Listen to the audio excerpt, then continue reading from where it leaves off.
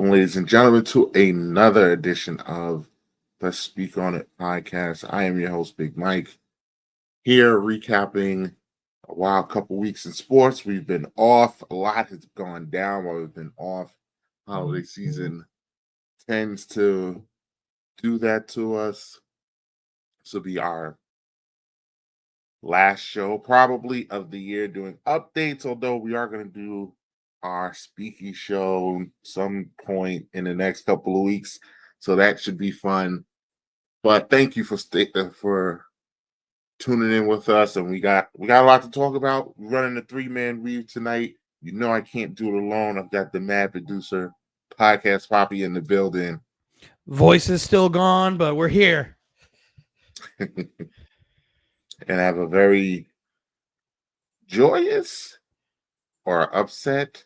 I don't know how he feels about the Raiders on Monday Night Football. Anthony's just ready to have Cam Ward or Shedeur Sanders be his quarterback.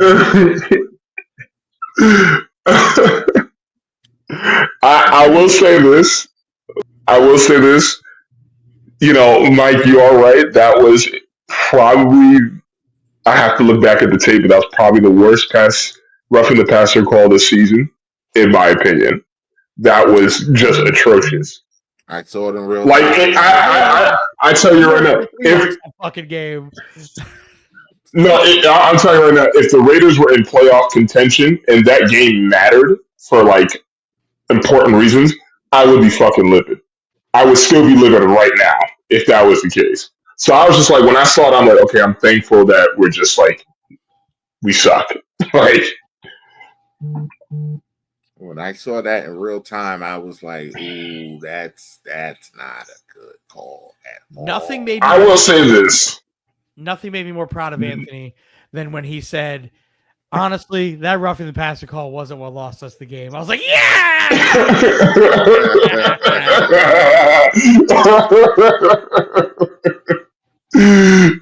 I mean, it gets to a point where it's like, if you're struggling to score 9 points, it's like, what's one call realistically? But that one call hurt.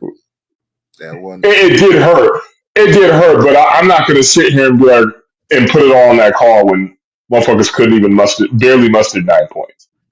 If the game is like 31.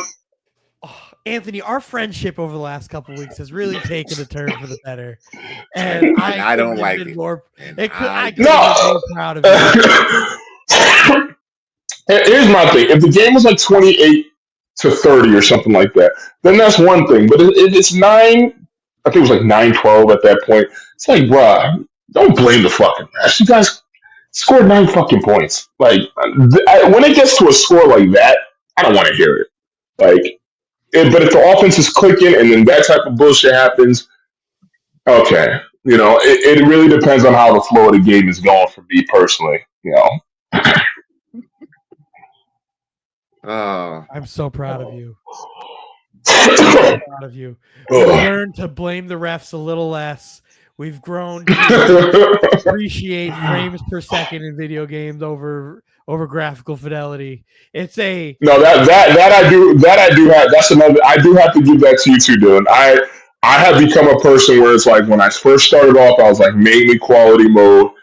Then it was kind of like quality performance. Then it just got to a point where I was like, okay, if quality mode ain't that different, I'm just gonna play in performance. Like, because I honestly, at the end of the day, it's like. Don't get me wrong, I still love my graphics. I do, but the game has to play smooth. Like, if the game don't play smooth, like, you know,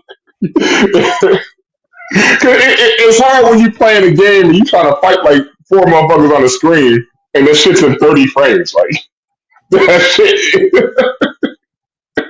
Reach. Anthony is seeing the light.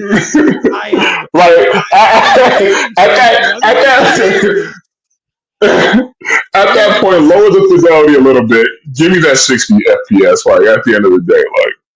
Wait till you see like these games going like 120. You're gonna be like, oh my fucking god, this is sick. I've never played a game in 120 yet, so that's gonna be interesting. our friendship has skyrocketed. You know what would be a good game for you to play on that Lenovo Go of yours at like really high frame rates?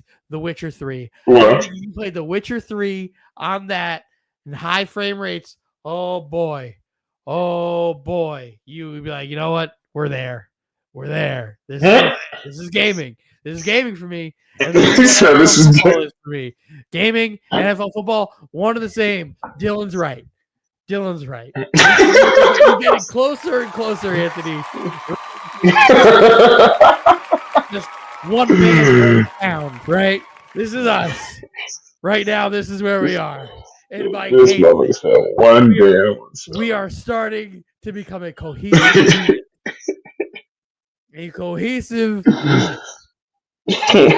friendship. The power of friendship. This is it. We're there. The power of friendship. And Mike can't fucking stand it. Mm-mm. We sit here, and Anthony blames me for a lot of things. He blames me for his spending habits. He blames me for making sure people don't buy bad video games. When it's like, hey, don't buy Madden. There he goes. Hey, don't buy 2K. Not a good game. And he blames me. Always just blames me. But then here we are. I will gladly take blame for the turnaround in his mindset. In the name of our Lord Jesus Christ, we pray. Amen. All right, you guys can talk about your college football now.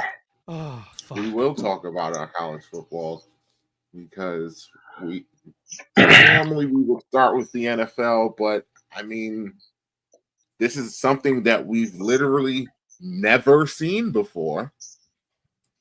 The college football playoffs is going to start this weekend. I'm very much looking forward to it. I think it is going to be. I think it's going to be I think we're going to get some good games this weekend. And I don't think the second round is going to be good at all. But once we get to the semifinals, I think we're going to have good games this weekend, not so good games the following. But when we get to those semifinals, it's going to get good. It's going to get good. And the Final Four is going to be good. We got to weed out the nonsense. We have to weed out the nonsense. Because I'm telling you right now, Boise's not winning. Boise's not winning anything. Yeah, they're not beating Penn State. Can we give a shout out to Travis Hunter? Yeah. Absolutely. For winning of the fucking Heisman? Winning the Heisman, he gave a really good speech. And the Biletnikoff. Yeah. Yeah, like granted, probably didn't deserve the Biletnikoff, but he got it. He didn't deserve it. He didn't deserve the Biletnikoff, but the Heisman he absolutely deserved. Nonetheless, all this shows is if you play in an FBS school, it's not a Power 4 conference. You don't matter. You don't matter because Jenny's having a great year. But if Travis Hunter didn't exist, he absolutely would have won the Heisman this year. He absolutely would have won. Maybe, but again, we have a unicorn situation here, where it's like you have a kid who is a top 5 corner, while also being like arguably a top 5 receiver or top 10 receiver in the country. Yeah, that's my point. If that unicorn doesn't exist, then he has a Heisman Trophy winner. There's a case where Genty probably should have won it over him. I think he's probably still should have won it. He probably still should have won it, but I will value what Travis did more. Against slightly better competition. Slightly better is great. Slightly better competition. Because, like, Travis Hunter, for him to be, again, top 5 corner, top 10 wide receiver in the country at the same time is wild. Is a wild thing. Everybody who wants to know, he's a snap merchant. All he does is he just plays a lot of snaps. No, he plays a lot of snaps. He also has like 6 interceptions on the season. He also has like over 1,000 yards receiving and like multiple touchdowns. Teams don't throw at him. He's a good player. He's NFL. He's a good football player. He is absolutely an NFL corner. He's an absolute NFL corner, and he's a fringe NFL wide receiver. He's a. I think to me, he's a gonna see snaps on offense. He's a 3 wide receiver right now. If he only did wide receiver, he would be a 3. He's going to get But packages. He's absolutely an A corner though. I just don't know where he goes. Doesn't matter. Yeah. It's just I don't know, like where in the draft he was. Like before I was like, he probably is going to go number 1, but we're going to have quarterbacks go. But he's got to go top 5, right? New England. I could see he him. Might. I think so. I think he can. can. New England. Because the Giants are. But is he the best? Is he the best wide receiver in the draft though? No. He's not the best corner in the draft either. He's not. No. That kid from Michigan's the best corner in the draft. Travis is really good, though. He's really good. Really good. Travis is really good. Yeah, that's not discrediting him. But he will go high because of the upside on both sides. This is the first time we're seeing really where it's like you have one of the situations where you have an athlete that draft, and we don't know where we want to play him. But he's a dog. So shout out to Travis Hunter.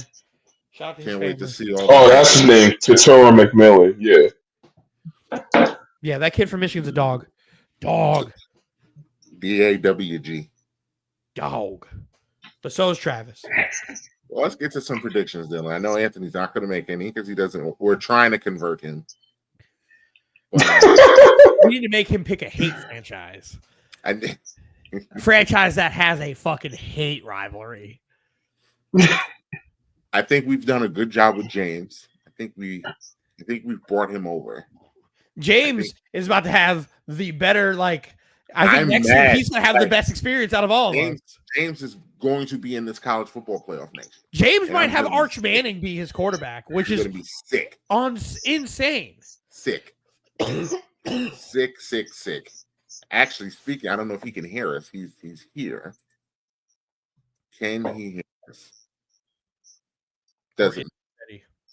It's anybody. But sick, because North Carolina is going to be good next year. They're going to have one of these Texas quarterbacks be their quarterback. They're going to kill the transfer portal because Belichick's just going to make North Carolina a fucking NFL factory. It's going to be absolutely insane. Like, this is the best thing Bill could have did because the NFL just decided they're going to outcast him. Yeah. They discriminated against him because of his age. And no, because he's a bitch. Grouchy. He's a grouchy old man. Well, he talked shit about Woody Johnson and then kept crying for a job. He was like, "Hey, y'all want to hire me?" Yeah. That's loser shit. Is that not loser shit, Mike? Yes. Yeah. I also hate him. Yes. Perfect. First game on the docket. I think this is an interesting game. This Indiana Notre Dame game could be very interesting because, as I've been telling you, Dylan, all year, because I was pounding the table when people were saying if Indiana loses to Ohio State, they should just not be in the playoff at all. And I think that's ludicrous. I think Indiana is a really good team.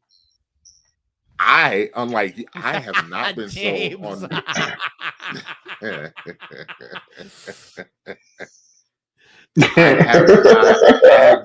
Stupid.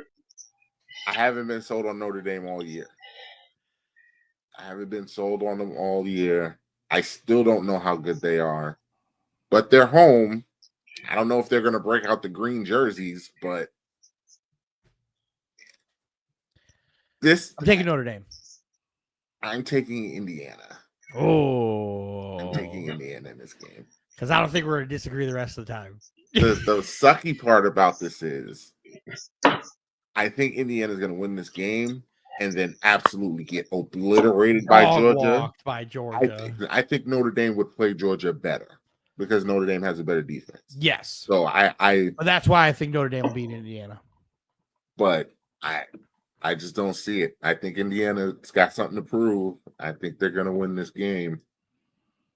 The second game, I got the schedule up right here. The second game, not the second game because there's only one game on Friday. But then Saturday, we get Penn State, SMU. Penn State. I'm also picking Penn State. Penn State by 1 billion. No, they don't blow anybody out. So Penn State by 1 billion. I won't pick them by 1 billion, but I'm not picking no ACC team. Get the fuck out of here. I'm not Penn picking State that. by 1 billion. I'm not picking that ACC team because let me tell you, Miami would go in there and dog walk them. But Miami doesn't play defense, so no. We would dog walk them. You don't play defense. I wanted to ask you this question, though, Dylan, because we know the aura around Coach Franklin. Yes. If he loses this game, is he in trouble? Probably. You can't lose to this team. That's only. That's It'd be the one thing if you problem lose to here. Georgia or you lose to Texas or something. Oregon, any of these like good teams. SMU not really a good team. SMU at home in the first playoff game. I think if he loses, he's in trouble. If they get blown out, Oh, he's fired. he could get fired. He like We're I know on, Anthony's gone. These playoffs are Coach Hot Seat time. Oh yeah, because Coach Hot Seat time. we're gonna get to the other one, and it's hot in that kitchen over there. Because there's rumors on that one about a certain future Jet coach that may also be in the running for that job. But yeah, so yes, we will both pick Penn State. I'm picking Penn State. I think Penn State's gonna win. I think that Penn State Boise game is gonna be fun. I don't think Georgia Indiana is gonna be fun. I don't think Georgia Notre Dame might be fun for a half. It'll be better. I don't think it'll be fun, but it'll be fun for a half. The next game is the game I absolutely hate because I'm mad that Clemson won shouldn't be here at all. Like the second they didn't win, they shouldn't have been in here. They won the conference. You can't get mad at them. Like when we see them Cinderella teams win in basketball, and we know they shouldn't be in the tournament, but they're in the tournament. I hate or it, SMU. One of them shouldn't be here because South Carolina should be here. Miami should be here. Miami should not be here. South Carolina should be here. Miami's better than 4 of the teams played. 4. 5 actually. Forgot about Arizona State. 5. We're better than Arizona State. We're better than SMU. We're better than Notre Dame. You're not better. We're better than Indiana. We are better than Notre Dame. You're not better than Notre Dame. We're better than Indiana. And we might be better than Penn State too. Continue, Michael. This is nonsense. Keep it going. Nonsense. And we're better than Clemson. And we're better than them too. I'm not going to argue. I'm not going to argue ACC teams. Half the field. No. But Clemson and Texas. Texas by 1 billion. Texas by 1 billion. Texas is going to. We're going to see both quarterbacks in this game. Texas is going to dog walk Clemson in this game. Can we talk about how Arch Manning is probably the scariest version of a Manning we'll ever see play football? Yes. Because he is a Manning with swagger. And a little mobility. and he can run. Slight mobility. Slight mobility. That boy can move. That boy really can move. He really could be Kid Boo. He really could be Kid Boo. Because he's got some, like you said, he's got some swag to him, and he's got some talent. If he can get this, that's why him going to James's icon horrific profile pic is nightmare fuel. Because let me tell you something. Bill's staff in the NFL, terrible. If he brings that staff to college, that is an elite staff. And those kids listen. And you are able to scheme the way they scheme. Belichick is already the best defensive mind there in college. Like, I don't say what you want about Kirby. Say what you want about all these other guys. Kirby's really good. But he's not Belichick. He's not Belichick good. Belichick is the best NFL coach of all time. Arguably the best defensive coordinator of all time, too. Outside of Mike Tomlin. Spags is in the conversation with that one. Mike Tomlin's a better defensive coordinator than Don't listen to Bill him. Belichick Don't listen to him. all time. Don't listen to him. Don't listen to him. I would say Spags. Bill is in the Belichick was conversation. Spags is in the conversation, but he's not better than Bill. Spags is in the conversation. Would you say Rex Ryan's in that conversation? No, For D coordinator, not coach. no, his dad is. His dad is Rex. His Was dad a is. really good D. Rex is a coordinator. great defensive coordinator. Rex arguably was the D coordinator for the best defense of all time. Like, let's not poo-poo him. You know he wasn't? He wasn't a D coordinator for that 2000 team. No, Who was the D coordinator for the 2000 Ravens? not him. Was it Marvin Lewis? Rex. It might have been Rex Ryan didn't become a defensive coordinator for the Ravens till like mid 2000s. He got a ring though. Yeah, he got a ring. He has a ring. Yes. He is a Super Bowl champion coordinator. He's not a Super Bowl champ head coach, but he left. But yeah, no, he wasn't in that 2000 staff. But regardless, so yeah, Texas. I can't wait to see Texas beat them with them stupid orange pants that they're gonna wear. That Clemson always wear. We're playing for a championship. We're gonna put on orange pants. Yo, shut the fuck up, wait. Dabo. I hate Can't Dabo wait. Swinney so much. Can't wait. Dabo's gonna I get hate smiggity Dabo. smacked. Smiggity smacked. I this hate weekend. Dabo. Oh, He's gonna have to look at Matthew McConaughey going like this all day long. I hate Dabo Swinney so much. And then let's go to the main event. This I would say definitively this is the main event of the weekend. This is the best game of the weekend. Yeah, absolutely. And I think this is going to be the best game of the weekend, college or pro. I think this is the game. College or pro, you say? Yes. Yes. Week 16. Steelers Ravens. Steelers Ravens. That might be it though. Eagles Commanders. That's a better game. I would rather watch. Who could forget Jaguars Raiders? Tennessee, Ohio State. I want to just point out before we break this down. I really am mad that they didn't flip that Ohio State still got a home game because that loss to Michigan was brutal, and they should have lost their home game for that. They should have lost their home game for that. They arguably should not be here because of that. Yeah, I wouldn't have gone that far because. But I also they're better than these others. They're better, so I'm not taking Duke based off of if they're a better team or not. It's not the fact that you lose; it's when you lose, and that's when that shit matters. You hate that, but that's how it is. That mindset. But that's not how it mindset. is. But I'm just saying, I hate that. That's why I don't have a problem with them being in the tournament at all. But I do think they should have lost. That's out of all these teams on here, they have the worst loss of the season. Yeah, but that's what I'm saying. If you are the number 2 team in the nation and you lose to an unranked team in the last week before when you're championship week, 3 touchdown favorite. That's Tennessee. You know how much I weigh those unranked losses. I weigh those unranked losses heavy. If I'm Ohio State and you have that unranked loss, and you're the number 2 team in the country, you are now 15. That's how I see it. You drop out. You can't be in. Like, that shit matters.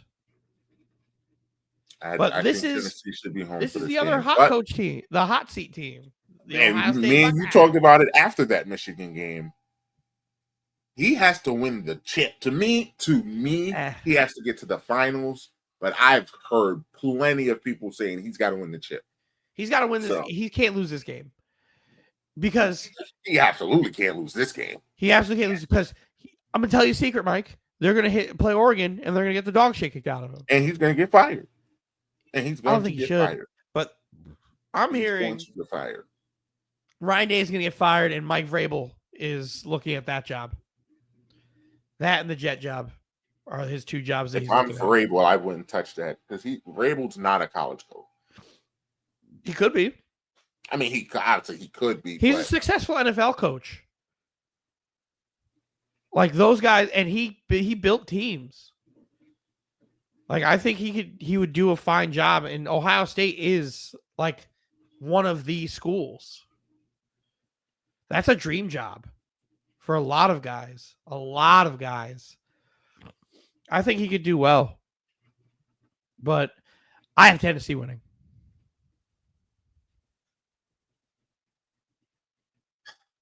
Rocky Top. I love Rocky Top. I love Rocky Top, and You'll always be home sweet home to me. borderline. Top, It's oh, Rocky borderline a Top. fraud pick for me to not pick Tennessee. Fraud. Borderline, especially because I hate Ohio State. I can't do it. I can't do it. Tennessee. I can't do it. Can't do it. I think Ohio State's going to win this game, but I can't give that to them. Tennessee by a field goal at the end of the game. Rocket Top. And then no matter who wins, they're getting the dog shit kicked out of by Oregon. Yeah, Tennessee's to have to go to Ohio State, then have to go to Oregon. Too much. Too much. It's a lot. And Texas is going to dog walk Arizona State. Texas, Oregon is going to be a good fucking game. Oh, give feed families, as Anthony would say. Right. As Anthony would say, it's going to feed families. Georgia, Boise State is not going to feed families. It'll do the exact opposite. It'll send families into poverty. But if we get Georgia, Penn State, if we get Georgia, Texas, Oregon, sign me up. Sign me up for that. That's a Final Four that I just give me Georgia, Oregon, or Georgia, Texas. Like, kind of want Georgia, Oregon. No, it don't matter to me. Just make sure Georgia, you do your part. But if you give me Georgia, Texas round 3, yeah, I'm here for it. Yeah, Sark wants that lick back. Sark wants that lick back. I'm here for round 3. And I kind of low-key think that's why they're on opposite sides of the bracket. Yeah, feed Georgia just nonsense so they can get there. Because none of these teams on Georgia's side of the bracket should come within 10 points of them, except maybe Penn State. And D2, I think, can do it. You are high on this Notre Dame team. I think this is a good Notre Dame team. I don't think they're a great team. Dog walked on Friday. Oh, man. You are high on them. Mike, you're going to be sending me a very large apology. You're like, you know what? Listen, I'm down. These Christian kids over at Notre Dame. I'm down 3 all Gatorades to you. I got one on the game. I got one. Okay. I'm down 3. I'll give you one. I'm down 3. I got to chip away at you. I got to chip away at you before I get to a pack, and then I got to go buy you a pack. So I'm at 3 right now. I got one on this. I got one on this game. I believe in you, Indiana. I believe in you. Get her done. Get her done. Get me down to 2 packs. Hoosier. 2 singles. 2 singles. And then I'll win that back. You know, I don't know. Next time the UFC has a fight or something. I don't know. Dylan can't get me on the fights, but he got me on the I don't know. You could maybe John Jones and Aspinall might be done a done deal. So you pick an Aspinall. And that's go. We'll cross that bridge when we get there. But I feel like there may be packs on the line. But we'll cross that bridge when we get there. I dare you. I dare you. I dare you. We'll cross that bridge when we get there. Mm-hmm. See what happens. Anything's possible, as Kevin Garnett would say. We'll be back next. Well, I don't know, Dylan, if we'll be back next week, but maybe we will, maybe we won't. It's a busy time. Yes, it's a lot going on. It's holidays where we sit down with our loved ones and we watch Die Hard. We're not doing that tonight. We're not doing that. Christmas movies. We're not doing this tonight. not What did he say? This Die Hard It's a nonsense. tradition where we have to sit here and tell you are. Get the fuck out of here with that bullshit. Die Hard's a great Christmas movie. He saves Christmas. It's a good movie. Christmas. It's a good movie. Not a fucking Christmas movie. He It saves is. It takes the place day. on Christmas at a Christmas party.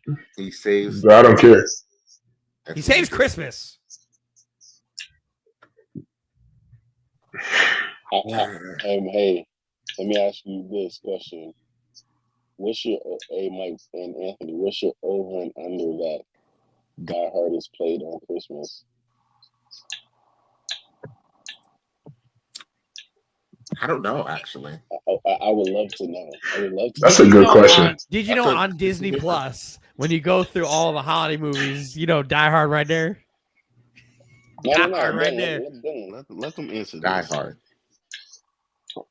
Don't look I'm anything just up. saying Disney classifies Die Hard as a Christmas Don't movie. look anything up, Michael Anthony. No, I'm What- looking to see if No, it's no. coming on. That's what I'm looking up. I'm Uh, going to prove your point right now. no, why you can't just give me an over Under before you get the fact.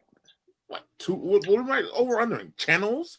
How many times it gets played? No, I am not saying channels. What is your over and under? What are the odds that it gets Yeah, what are played? the Odds that it's being played on Christmas. 20%. Minus 220. 20%?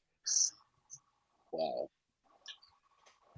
Minus 220. Die Hard gets played on Sunday. Christmas. Sunday. Oh, it only goes to Sunday. You're lucky. I'm This lucky. guy doesn't go that far. Mike, you're fucking old. Go get a fucking TV guidebook.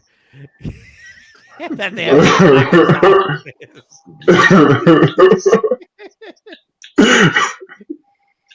Or maybe it's just not coming on Wednesday. That could be it too.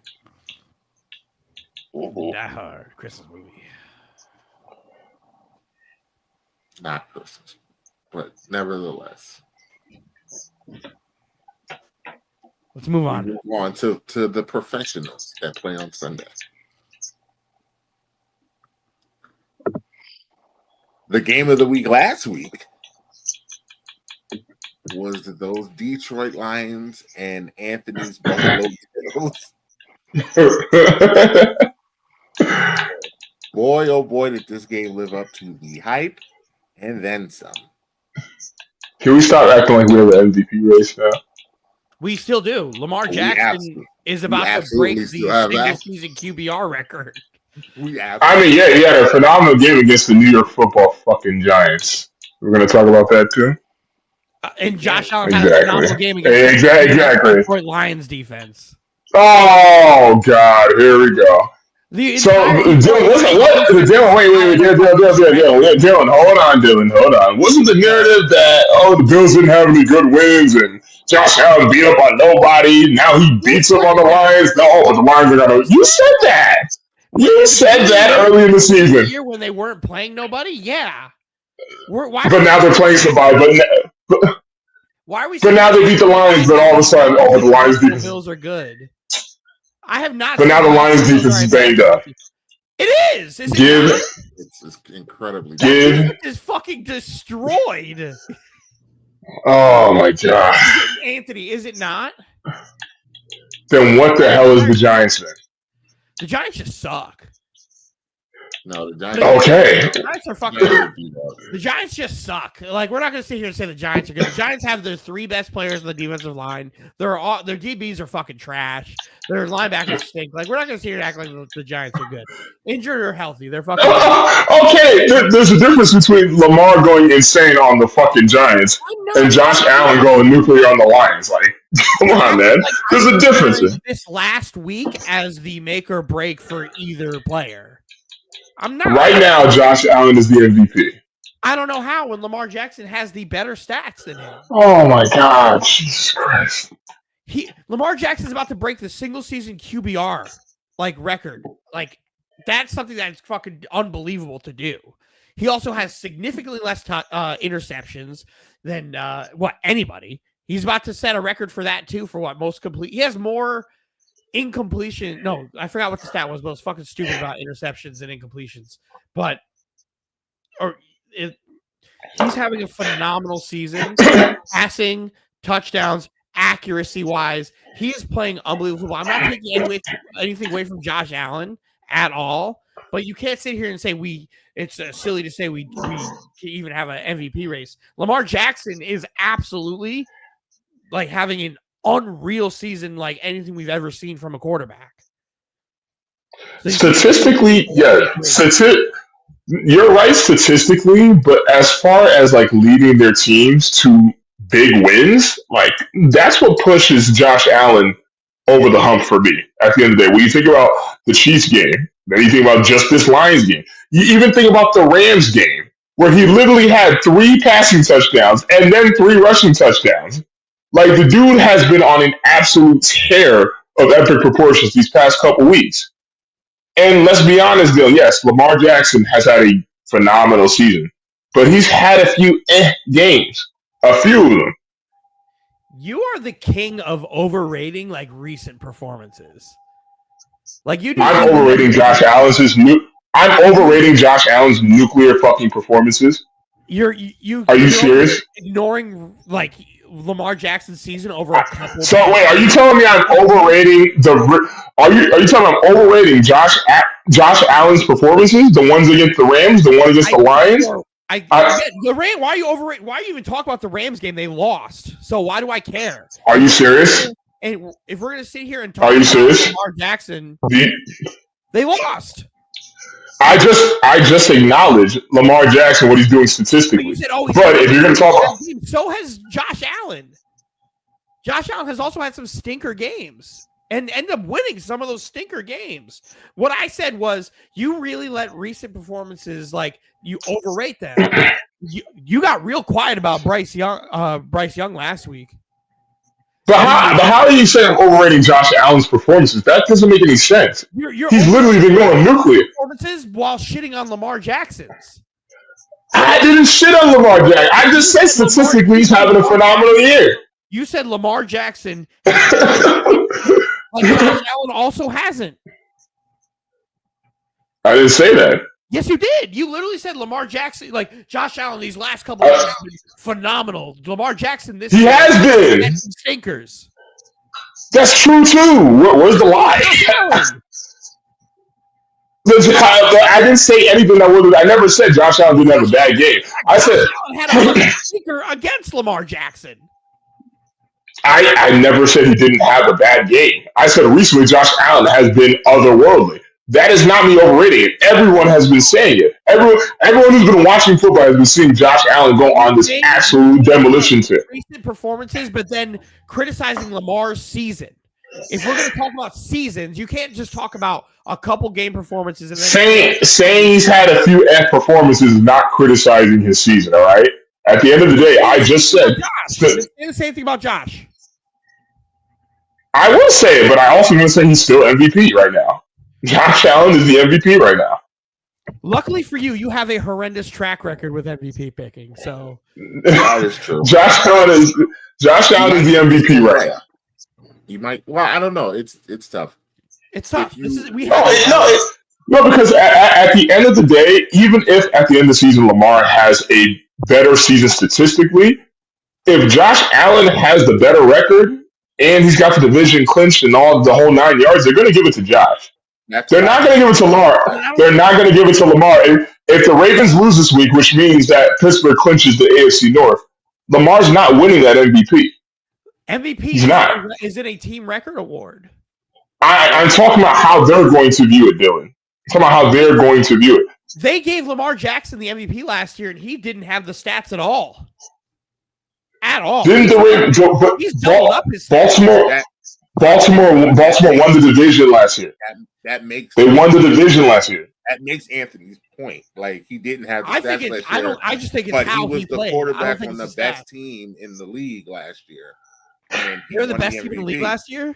They were the best team going into the playoffs. They were the number one offense. Yeah, right. Yeah, they were the number one seed. They were the number one seed in the AFC last year. They were the best team in football last year.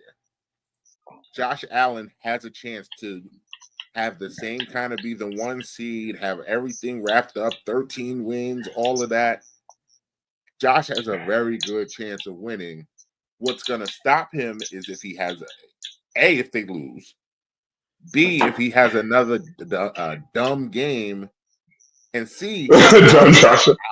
I'm telling you right now, if Saquon breaks Eric Dickerson's record, Saquon is really going to be tough to beat. And if the Eagles don't lose another game and Saquon breaks that record, I'm telling you, There's Saquon a real might win that race. MVP. That's why it's like we can't sit here and say there's not a Saquon race. could There's win. a real race.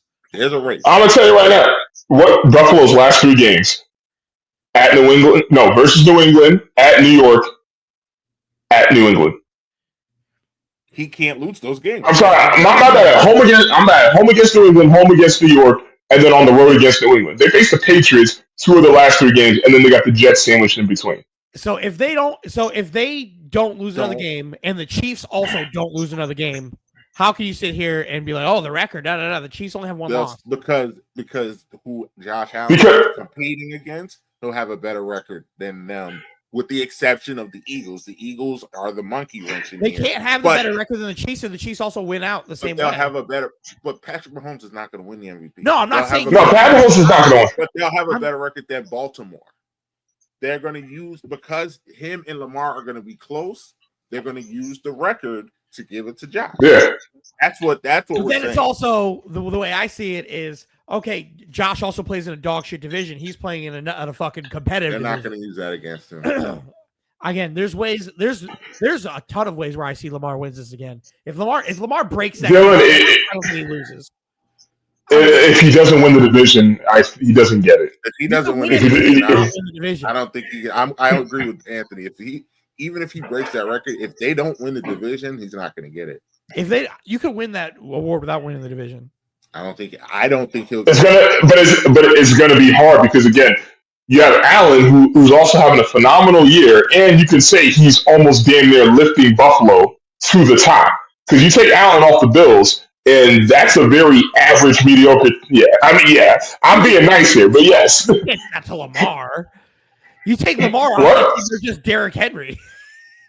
That's all they are. I agree with that too. Josh Allen and Lamar Jackson are two top tier quarterbacks, like literally at the top, right there. There's Patrick Mahomes, and then they're literally like right around the corner.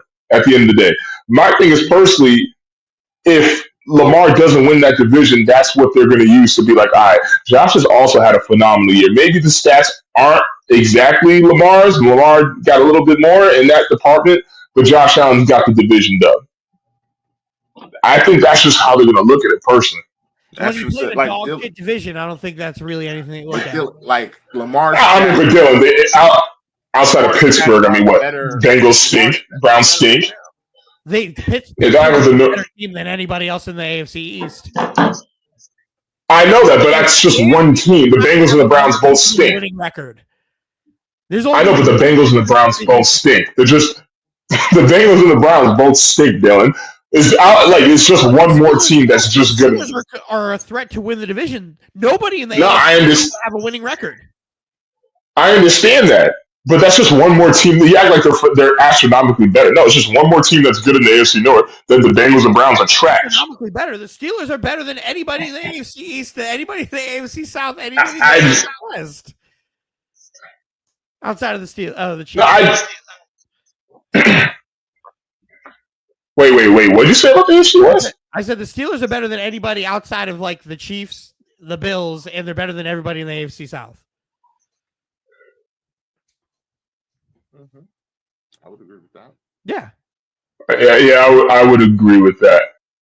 So you have a legitimate, like, top tier team in your division. Like, shit's gonna happen. That's why I don't weigh that too heavily high here. But losing to the Raiders, losing to the other bad team that they have 2 bad losses. They have 2 bad losses. Yeah, they lost. Losing to the Browns does not help Lamar's case. No, but then you have, they played head to head, and Lamar had the better game too. Because Josh Allen had a fucking stinker.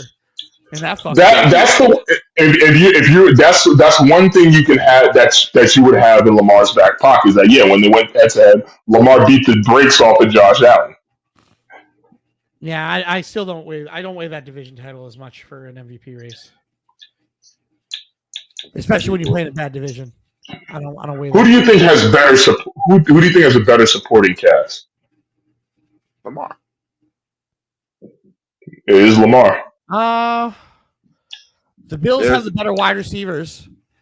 They also have the better tight ends this year. Do they not? The Ravens have better. Zay Flowers is no joke, dude. Zay Flowers better than Amari Cooper? I didn't say that. I'm just saying Zay Flowers is no joke. And Amari Cooper came on. Amari Cooper came on late.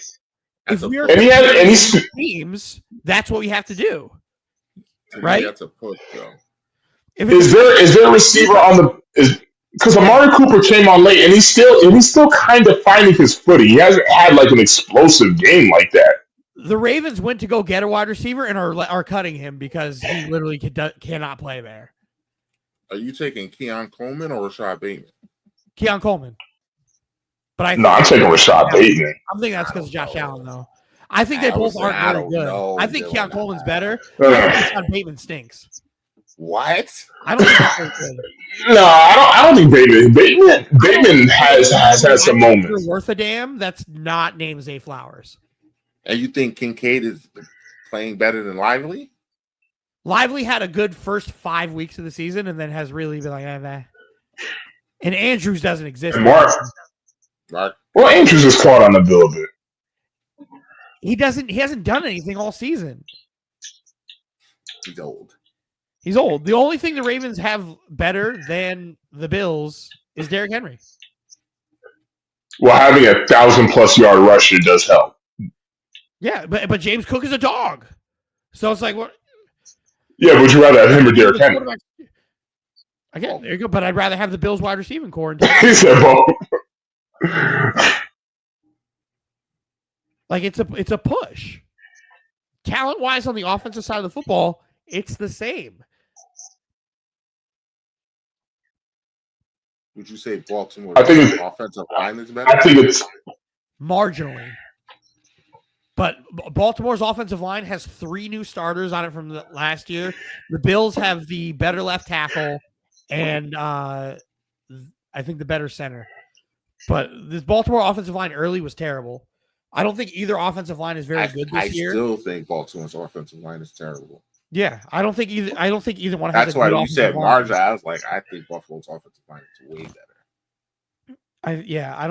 I think like weapons wise, these teams are the same. I think on both sides of the ball, these teams are very similar.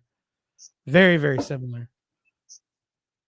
Where Lamar and Josh have to be the engine for everything because I still don't understand Harbaugh's use of Derrick Henry. I still don't get it. I still don't fucking get it. I don't get it either. But all I know is I hate this Ravens wide receiver room. Fucking hate it. Why do you hate it so much? Outside of Zay Flowers, they stink. I think they're all terrible. They are all replaceable. Every single I don't think Flowers. But you said Bateman's terrible? I think Bateman stinks. Rashad Bateman was even surprised they brought him back. And he said that. He said that verbatim. I was surprised they brought me back. The Deontay Johnson looks back at it now with hindsight that it's over because he's a fucking egomaniac. And he's like, oh, I hate this. The Ravens fucked that one up. They could have went and got anybody else. It would have been immediate impact. They could have went and got Amari Cooper. And they didn't. They could have went and tried to get anybody else who was available. I just think once they missed out on Devontae Adams, they were like, we have to make something happen now. Eagles, Steelers. All the drama with the Eagles this week, which, by the way, was self-inflicted. Incredibly self-inflicted. Incredibly self-inflicted, but I also think incredibly blown out of proportion. Like, I think the media really tried to pull a fast one on the Eagles because I think Brandon Graham tried to pull a fast one on Yeah, them. yeah, Brandon Graham, he was more at fault than the but media. it was already because AJ Brown just simply said passing. But Which, they've been okay. beefing like quietly for over a year now. But the way that got blown up, and then that's the reason that Brandon Graham talked was because the passing comment blew up. And then he decided, well, I'm gonna just throw a whole gallon of gasoline I'm gonna be on messy. it, and then I'm gonna run away. And the Eagles went out and did actually what I expected. When all of this stuff blew up, I Jalen Hurts balled out. firmly expected AJ Brown to ball out. Like the Eagles are really good. Like we need to realize that this Eagle team is really good because their defense is a year, maybe two ahead of schedule. Yeah. This Eagle defense, I've watched the last 3 Eagles games. This Eagles defense is for real. They're young. They're flying around. I think a lot of that has to do with these young DBs coming into their own. Yeah. Quinion Mitchell they're is a ahead of baller. schedule. Quinion They're ahead Mitchell of is an schedule. absolute dog out of Toledo. Absolute fucking dog. Cooper DeJean is playing really well too. Reed Blankenship, all those guys in the secondary are playing fantastic football. N'Kobe Dean's balling out. Jalen Carter, all those guys there. Like when Brandon Graham went out, the rest of them stepped up too, and they were already playing at a much higher level than they were. I still don't trust Sirianni at all, but that is neither here or there. Jalen Hurts played a great football game. Russell Wilson He did what? He played a great football game. Oh, okay. I just want to make sure. I will give Jalen Hurts credit when I believe he deserves credit. Who I will not give credit to, which is very rare. Let Russ. Russ had a bad game. Russ had a bad game in the last couple games. So Russ did. Oh my God, yo! What are you talking about? Like, come on, man. Last week, Russ can we not do that? All over Joe Burrow. He cooked all over him. That man was cooking on epic levels last week, Dylan. Come on, man. Cooking. I don't want to hear that. You couldn't wait. Actually, no. Last week was the Browns game, right? Yeah. Was last week the Browns game? What was last? Yeah, he was cooking that game too. He couldn't wait for Russ to have a bad game because Russ went and hurt his feelings when Russ laid the smack down on his boy Joe Burrow. No. He couldn't wait for Russ to have a bad game. Again. Yeah, Russ was cooking that game. No. Go down to Russ's numbers. Go down to Russ's numbers right now. What they say right there? What they say right there? 158 2 more touchdowns. 2 more touchdowns. And no turnovers. 158. And they scored 27 points. We're hold on. We're gonna use no turnovers. I don't think and George Pickens wasn't playing that game either. I don't think he was playing. George Pickens, when he plays, doesn't play. Say it again, Anthony. Their best. What did this guy just Dylan? Come on, man. No. George Pickens cares more about fighting people than he does playing football. I got you. Come on, Dylan. George Pickens, when he's not fighting people. Come on, man. You've tried to get me to take anybody over the fucking Steelers in this game, and I'm just like, the Bengals defense is fucking dog shit. Why would I take them? It's the same tale I've been saying since week 1 with this Bengals team. This Bengals team is fucking dog shit. Russ cooked just like I predicted but he had an he was interception. gonna cook. And so did your boy. You predicted 2 + 2 = 4, Mike. Congratulations. And so did your boy. You're a pig. You predicted 2 + 2 being 4. That's fucking next level Nostradamus shit, huh? So mad. Just can't take a step back ever. Just let Russ cook. Russ had a bad game. It happens. He's not perfect. Russ is very good. Russ is doing phenomenal against bad fucking teams. We just bad fucking Oh my! Come on, dude. Come on. I'm still waiting for Anthony to tell me what Bryce Young did against the fucking Cowboys.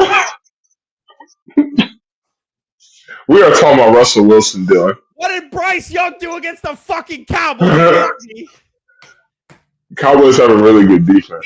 No, they don't. Everybody on the Cowboys defense is hurt. What did he say? That is also a bad fucking team. Bad team. And who played bad against the bad team? Bryce Young. You know who I would have recommended Bryce Young last week? CJ Stroud. CJ Stroud threw for like 250-something yards, 2 touchdowns. He said, we're a pedestrian game by CJ Stroud. What did Bryce Young do? I'll fucking wait. You were real quiet about Bryce Young last week. Real fucking quiet. He was pressured by the Cowboys defense. He was bad against the Cowboys defense. That's what he was. He was bad against every that the fucking Cowboys defense played. Bad. He's got to be better. He's got to be better. That football team? Absolutely. I thought, where's the Bryce Young with the fucking Chiefs? Where was that Bryce Young? Huh? Where's that? Hey, when you're throwing to Xavier Legette, I mean, who you gonna blame at the end of the day? When Adam Thielen is your wide receiver one, you can only do so much. One, Adam Thielen is still a good wide receiver. The problem is he was throwing to other people that weren't wide receivers. He was throwing to DBs. Yeah, exactly. You need an offensive spark somewhere. Goddamn. Goalpost moving at its finest. When we want to defend people we like. But what wonder? I'm gonna tell you right now, I cannot wait for the Panthers to actually draft a real wide receiver for Bryce Young, a wide receiver one for this man, and you will see him have a better season than CJ Stroud. You think they're gonna do that? If they get him a legitimate wide receiver one, he will have a better season than CJ Stroud next year. I promise you that. Anthony, you can do whatever the fuck you want with that. That's not happening. I'll take a wheel spin right now. The problem is you have to sit there and hope a bad organization is going to do a thing. The problem is the Panthers team stinks as a whole. Wide receiver's not going to fix shit. You still got to go and replace the bad. It's definitely a wide receiver one is for Bryce Young is definitely going to help out Dylan. Let's not be crazy here. The defense. I can tell you right now, not going to do shit if he's throwing to DBs. They're not going to draft nobody. Oh my god, Nico Collins. I can tell you that right now. Let me tell you a secret. Nico Collins. Nico Collins is a wide receiver one on the Panthers right now. Nico easily. He's a wide receiver one on 90% of the teams in the league right now. Nico Collins also wasn't supposed to be this. That's what people need to remember. Xavier Legette was a better prospect than Nico Collins coming out of school. That's what people need to remember. Here we are. So don't do that. Penalizing the Texans for finding a diamond in the rough. Like crazy. Quick recap. Jets won. I don't know if Roz and Dylan are happy that they won or mad that they won. No, they're not. They're not. Well, you know, hold on. I don't speak for. I'm not. I started it a long time ago. I'm convinced Roz is stuck in the gray area. Roz can't decide what he wants now. Which was Roz, I'm very steadfast and stuck in my point that I don't give a fuck what happens to this point on. Rodgers can't be on this team. Roz has flip-flopped to both sides of the fence, and now he is stuck on that fence. Where he has now gotten to the point where he was like, I'm okay with whatever. No, you're not. No, you're not. That's not the way you can be. That is how organizations make bad decisions. Is when you are stuck on the fence and you don't know. I've made my point very clear. You look at things 4 years in 4-year increments and 4-year windows. This is one of the situations where you're about to have a new GM and a new head coach. Your 4-year window starts now. How many of those years will Aaron Rodgers be in your 4-year window? 1 2 at the most.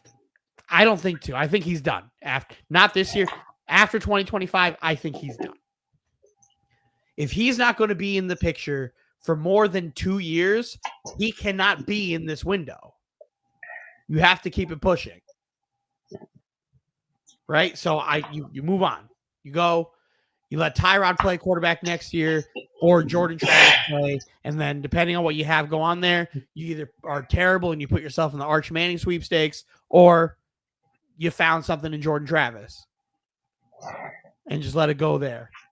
And then whatever happens, new 4-year window.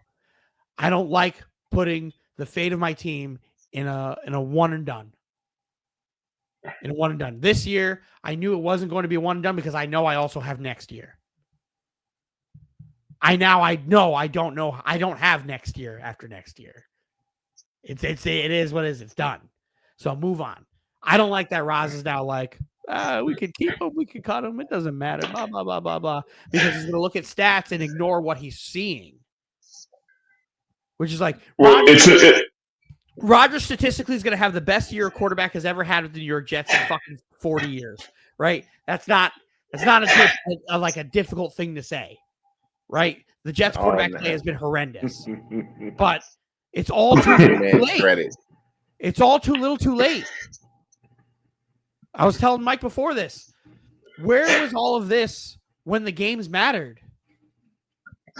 Where was all this before Saleh got fired? But is there not such a thing as it takes time to gel? It just took a little too late. Is that not a possibility? You are a Hall of Fame quarterback. Coming off an Achilles tear. Listen, the Achilles is recovered. I'm not using his Achilles as a crutch for this. The Achilles wasn't causing him to throw 3 interceptions against the Vikings. The Achilles didn't cause him to not score a touchdown against the Broncos. Like, these are not, like, it's all could be easily, like, convert third downs, keep drives alive. Like, these are the things that I get mad at in the first half of the season, where it's like the defense is, before the defense became fucking horrendous, the defense was keeping you in games, begging for you to be Aaron Rodgers. And not even like, we're begging you to be Hall of Fame Aaron Rodgers. We're begging you to be just an average Aaron Rodgers. And in those moments, he came up short because he's missing throws, scared to throw across the middle, throwing bad interceptions. Those are my problems with this. And now that the games don't matter, cool. We're building, like, moral victories don't matter right now. This shit doesn't matter because the coaching staff isn't going to be here next year. Everything's going to be new. So what do these moral victories mean to me? Nothing.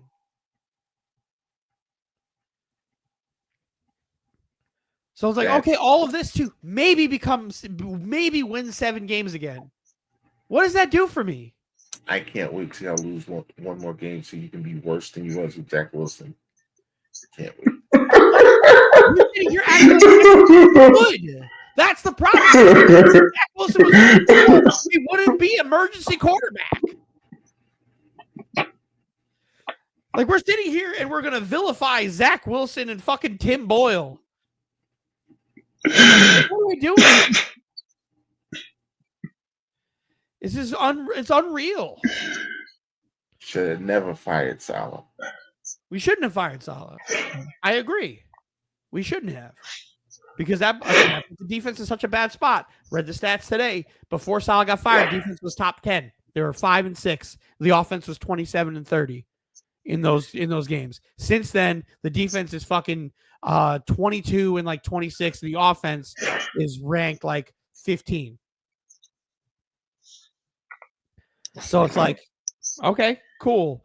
Maybe if we didn't fire the head coach and take the defensive coordinator away from his defensive coordinator job, we would have been all right.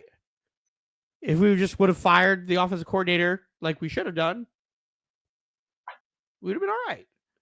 But again, it all goes back to those first few games where Rodgers couldn't make the plays he needed to make because he was turning over the ball, not converting third downs, missing open guys, blaming Mike Williams. Like, all of these things. Jets stink. Jets stink. Let's get to it quickly. Are we going to show any love to the Vikings or the Buccaneers? Are they real contenders? The Vikings are a real contender. The Buccaneers, I don't think are a real contender. Baker Mayfield has low key had a very good season, Very good. and no year. one talks about it. Baker's cooking. Baker's cooking. He's cooking like a motherfucker. The only team I trust. I wouldn't want to see this Bucs team in the playoffs. I only trust this Bucs team against the Eagles because they're the only team I've seen who just own Sirianni. They just own him. Baker is not at all. Do you think so? The chances it's very likely that Tampa is going to have to play one of these NFC North teams in the first round. And I can see Tampa winning. I can see them winning. Detroit right They'll now. be home. They will be home. I can see Tampa beating Detroit right now. I can't see Tampa beating Minnesota. I don't think. I can see Tampa beating Detroit and Green Bay, but I agree. I don't see them beating Minnesota. The only way they'll beat Minnesota is if Sam Darnold in the playoffs really becomes a pumpkin, because he's showing that pumpkin side like every week. He's showing the old Sam Darnold, and I'm like, fucking stop, bro, fucking stop. Like you're having this Renaissance career season. Stop letting that idiot come out. Let that jet come. He's kept it under control for the most part this year.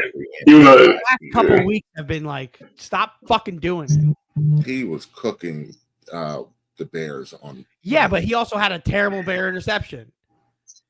A very Sam Darnold interception where it's just like, yeah, but that's forgivable. Given how he's been playing, it's forgivable to have those kind of plays and whatnot. At least for me. You're at this level of football and you're trying to secure the division and you're playing at a high level. Turnovers as a whole are not forgivable, especially when you are known for dumb turnovers. Because you start forgiving them, then they start to come more and more and more, and they come back. You can't let them be forgivable. You have to be like, no, stop. Don't do that. You spent the last 2 years going to quarterback school. We beat that shit out of you. We beat the Adam Gase out of you. Like, fucking stop. It can't be forgivable because then you make it okay. They're not okay. You're trying to win a Super Bowl. Like, the Vikings are a cursed franchise. That's what people don't realize. The Vikings are also a cursed franchise. 4 Super Bowl appearances, 4 losses. Have some of the best teams ever assembled. The Purple People Eaters. No Super Bowl appearances since like the 70s. Since the Purple People Eaters. Yeah. You've had some of the greatest players of all time suit up for you. And you can never get over that hump. You don't want to get that be ruined because the old Sam Darnold comes out. Especially when you have a defense like this. When you have a Justin Jefferson. When you have a Addison. When you have a Aaron Jones. All these guys. I'm gonna tell you, I don't. Yeah, but he's not gonna be perfect. But it's been damn good. I don't think this is gonna happen. But you can put this on record right now. If Minnesota gets the 1 seed, Minnesota is going to the Super Bowl. Tell you right now, no one's going in that dome and beating them. No, but you don't see Philly. You don't see Philly going in there. I don't think Philly could go in there and beat them. I think Minnesota is a better team than Philly because I think Green Bay can go in there. I don't. I think Green Bay can go in there. I think Green Bay could beat them. Green Bay's a battle-tested team. I think Minnesota's a bad matchup for Philly. I think that's the one team. Like, I think Philly could go beat Detroit. I don't think Philly wants to see Minnesota. I think that's a bad matchup for them. I would not want. I would be nervous as an Eagles fan if Minnesota is coming in there. It's coming in there for the NFC Championship game. I would be nervous because they can cause all kind of problems for that offense, and they have Justin Jefferson, and they can and Jordan Addison. Brian Flores is how good is Jordan Addison? He's very good. He's a WRX. Who's that guy? Is he He's a still very not a good top WRX. 30 wide receiver? Is he still not? Never said he wasn't top 30. Never said he wasn't top 30. Our argument was top 15, Mike. Remember? He's top 15 to me. And then I just so happened to name 30 receivers that you Nah, even can't argue. He's definitely top 15 for And me if you right think now. back to those, Anthony, I'm telling you right now, if I named 15 wide receivers that you would rather have than Jordan Addison, you'd be like, "Oh shit, you're right." Name me 15. I've already done this. Mike Evans, Yes. Justin Jefferson, Yeah. Jamar Chase, Yes. Garrett Wilson. You can't say no. You can't. Neither one of you can. That's crazy. Name another one. Devontae Adams, Yes. Tyreek Hill. Yes.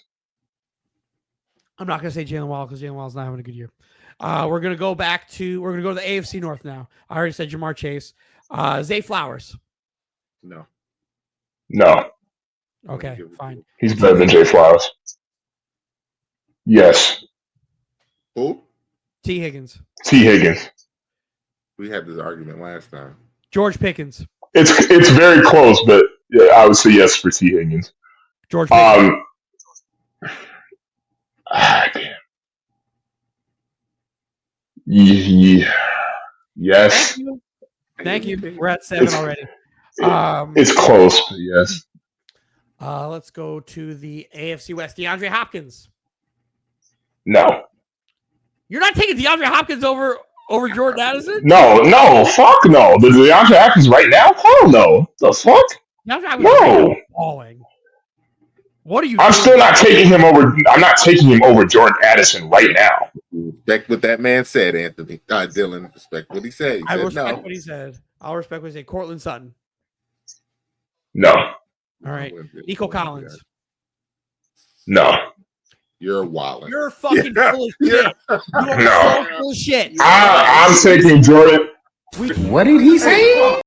We'll keep it moving. I'll let you have that because we still have a whole ass other conference and we're already. Yeah, I don't care. I'm taking Jordan Addison over Nico Collins. I don't care what you say. Fine. I'm not even going to say Stephon Diggs. We're just going to move on from there. Calvin Ridley. No. Crazy as well. What did he say? Brian Thomas Jr. Yes, I'll take Brian Thomas Jr. Am I missing a team in the South? No, Jaguars. He's better than everyone, the Jaguars and the Colts. Okay. Malik Neighbors. I'm taking Malik Neighbors. AJ Brown. What? I'm taking AJ Brown. Devontae Smith. I'm going to take Smith. Terry McLaurin.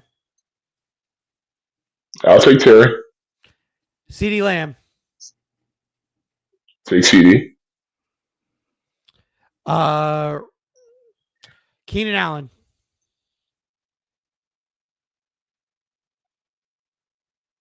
When he's playing, yes, I'll take Keenan Allen. DJ Moore.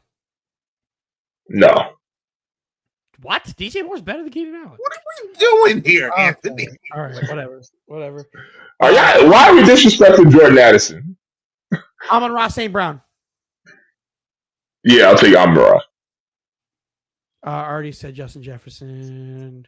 I don't think any of the Green Bay Packers ones are better. NFC West. Deebo Samuel. No. Brandon Ayuk. Torn ACL. I'm asking if he's better or not.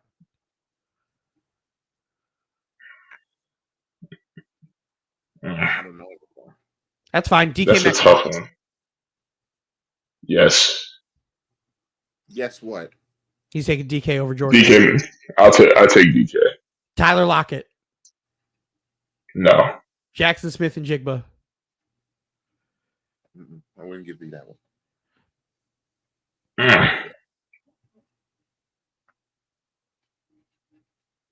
They're very equal to me, honestly. That's fine. I won't give you that. Marvin Harrison Jr. No. What? You said no? No. I wouldn't give it to No. you. Who else am I forgetting in the West? NFC West. Um. Cardinals. I said Niners. I said Seahawks. Who's the other team? Oh yeah, Cooper Cup and Puka Nacua. No, both of them I would take over Jordan At Addison. 16. I still have another division to go. What's the other division? The NFC South. I already said Mike Okay, Evans. the Mike. Oh, you already said Mike Evans. I already said Mike Evans. Chris Olave.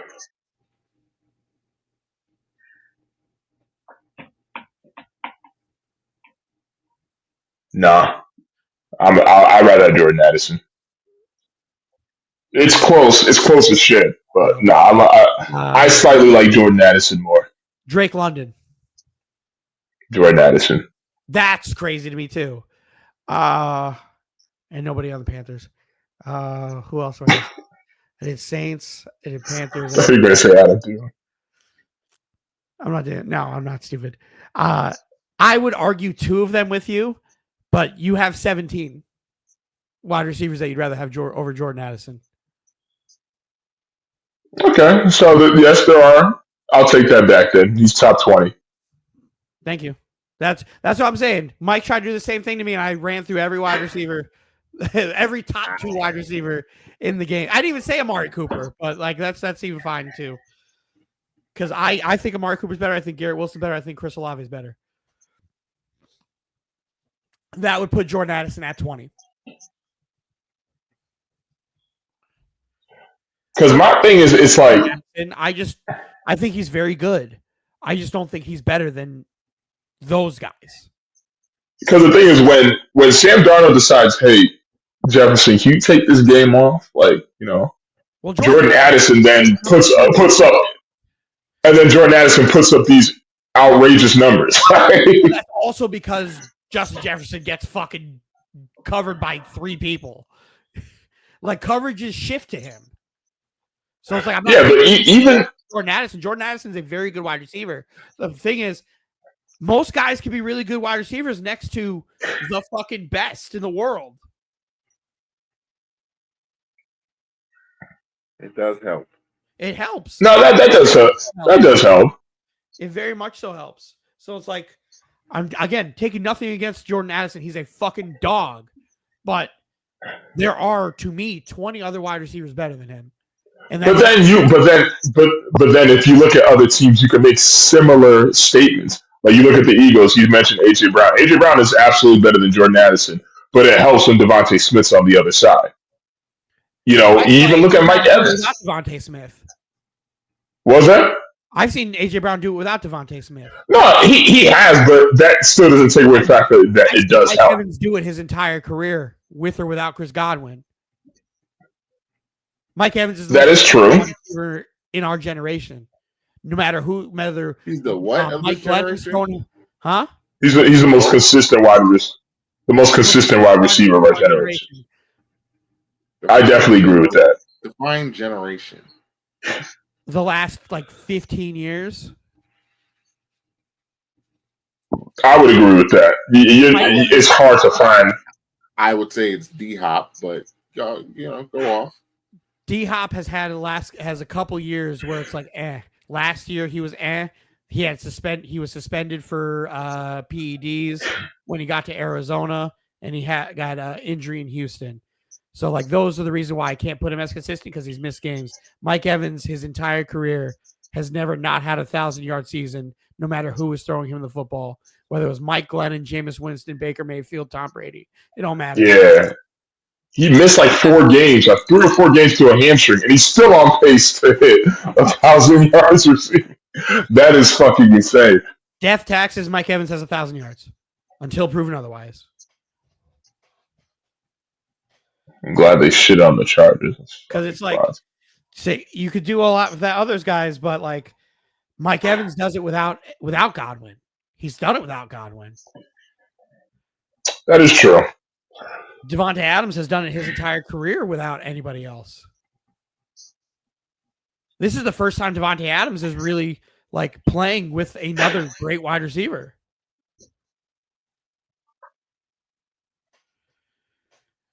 I'm trying to remember And Garrett was a 1,000-yard wide receiver with a million quarterbacks throwing him the ball too the last couple of years. That is one thing I give Garrett.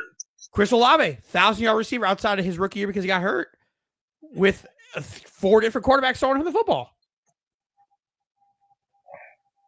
Drake London, same thing. I think Addison's great, but I think he benefits from Justin Jefferson a lot. So if Addison was on another team, do you think he's still a wide receiver 1 or a high 2? He's a high 2. I think he's a 2. I think he's too small to be a 1.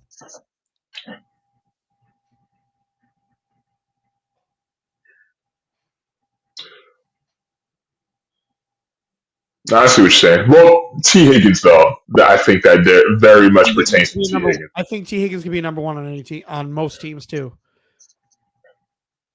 I think so too, but he does absolutely benefit from teams having to deal with Jamar Chase. Yeah, but then I've also seen T. Higgins do it without Jamar Chase. So it's like, well, there was a time when Jefferson was injured and Addison did put up some numbers. So it's not a big sample size at all. At all. It was just like a few games. That's going to be the Jordan Addison. There. That's going to be the back and forth you get when you have something like that. Like, I think Jordan Addison is good, but when you compare him to the other wide receivers in the league, you're just like, well, okay, then like let's keep a spade here. Like, you have to acknowledge what is here. It's a 30-team league. Most teams have 2 wide receivers. Like, I didn't put Jalen Waddle in. I think Jalen Waddle, when he actually gets the football, is better too. So I was like, it's nothing against Addison. It's just when you really go through, you're like, okay, yeah, that's it.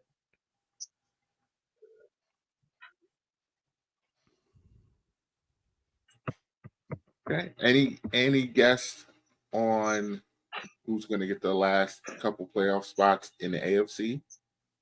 I think the AFC's actually pulled up, actually. Yeah, I mean, the Ravens, even if they don't win this week, they're eventually going to lock up a spot. They're going to be in.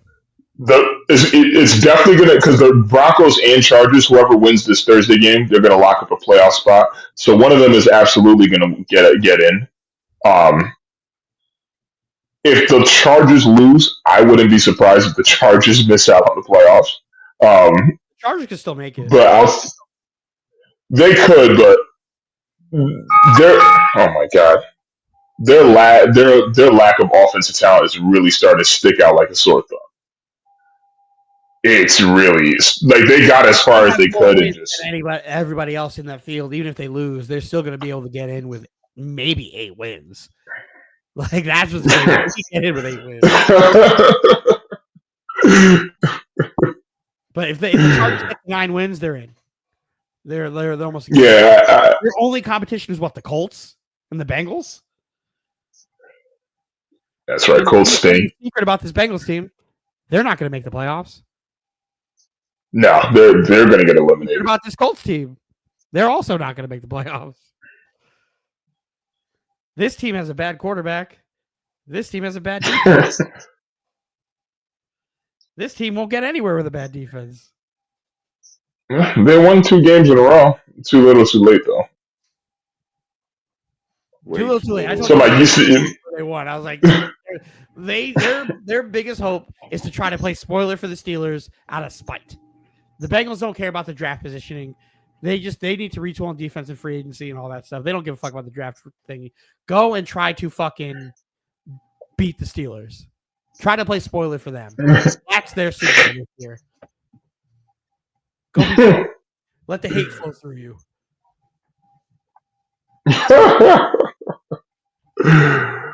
Mike, you said you were pretty content with Tennessee benching Will Levis. Is that correct?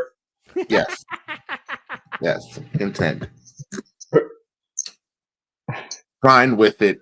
No problems. He's an idiot. He needs to sit. How do you feel about him saying he still thinks he could be the franchise quarterback of the Titans? Hey, I still think I can play in the NBA.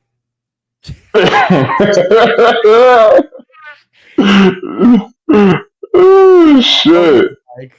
As the great Kevin Garnett would say, anything's possible. Oh Oh man. But we move on. Let's get this out the way so Anthony can have his two moments. While we were gone, Juan Soto signed with the Mets for an unbelievably large contract that's worth more than Anthony's entire baseball team. If he,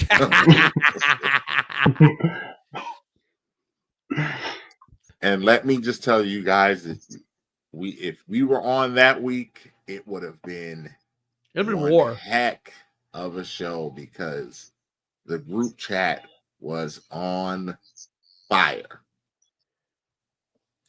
And here we are. Everyone's calmed down a little bit. Rod still hates everything the Yankees do because Rod thinks he can be the GM and do a better job.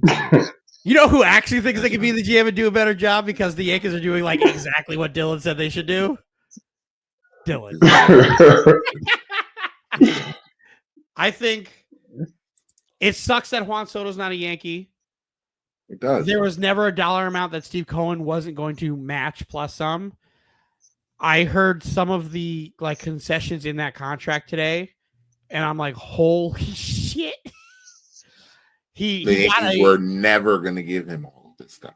They got what? A player suite at Citi Field, a private jet for his family to fly to away games. His mom has a clothing allowance for Mets merchandise, like a bunch of shit that they gave him. I was like, Juan Soto better not be the Robinson Cano contract with the Mariners.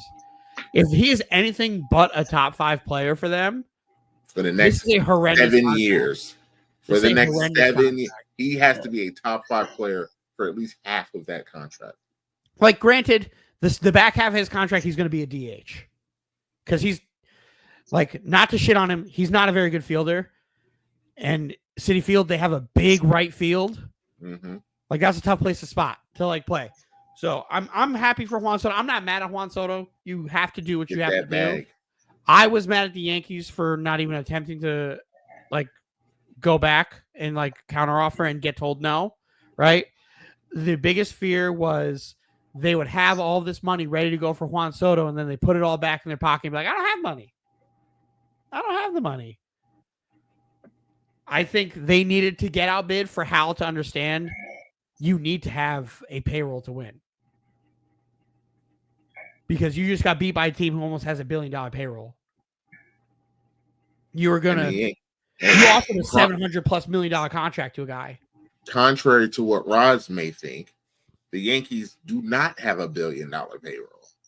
Even though he'd like to think that the Yankees have this mysterious blank check that they can just write player for player for player for. The Yankees don't have. But as I was trying to tell, the Yankees don't have Steve Cohen money.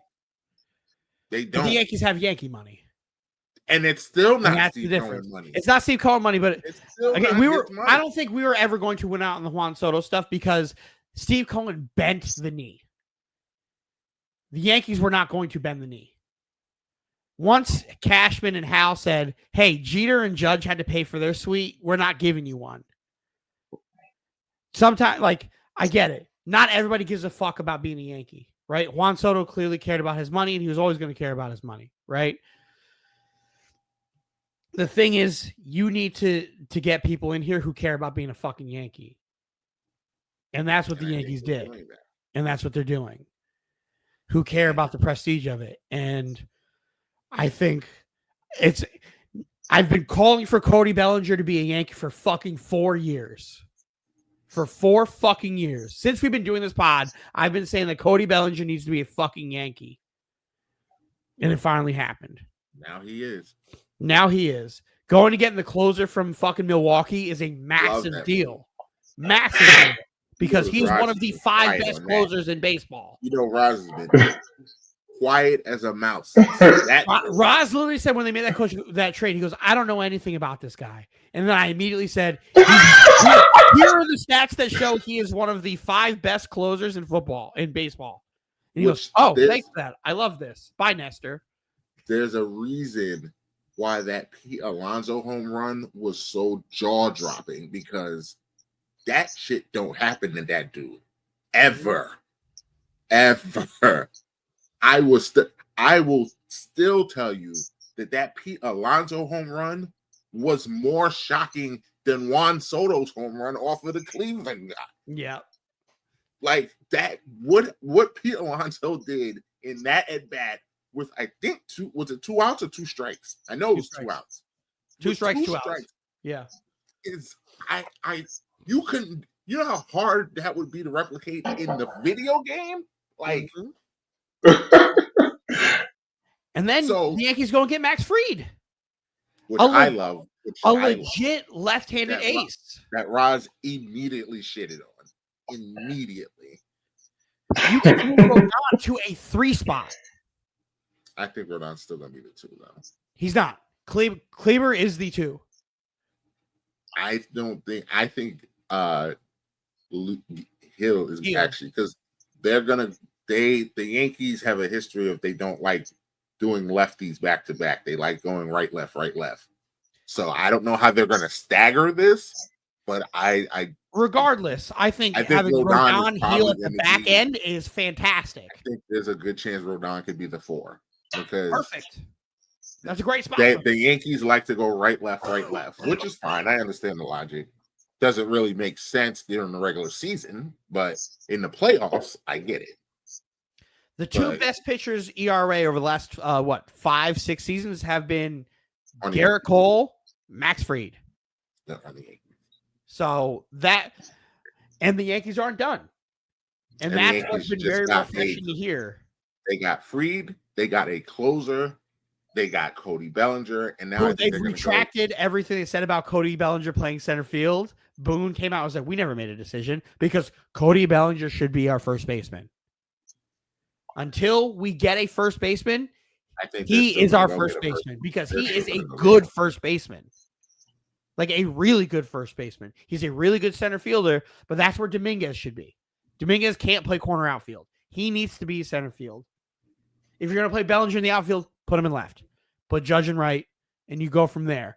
But it all depends on who you go for the corners. The Yankees are looking at... Go get Papa.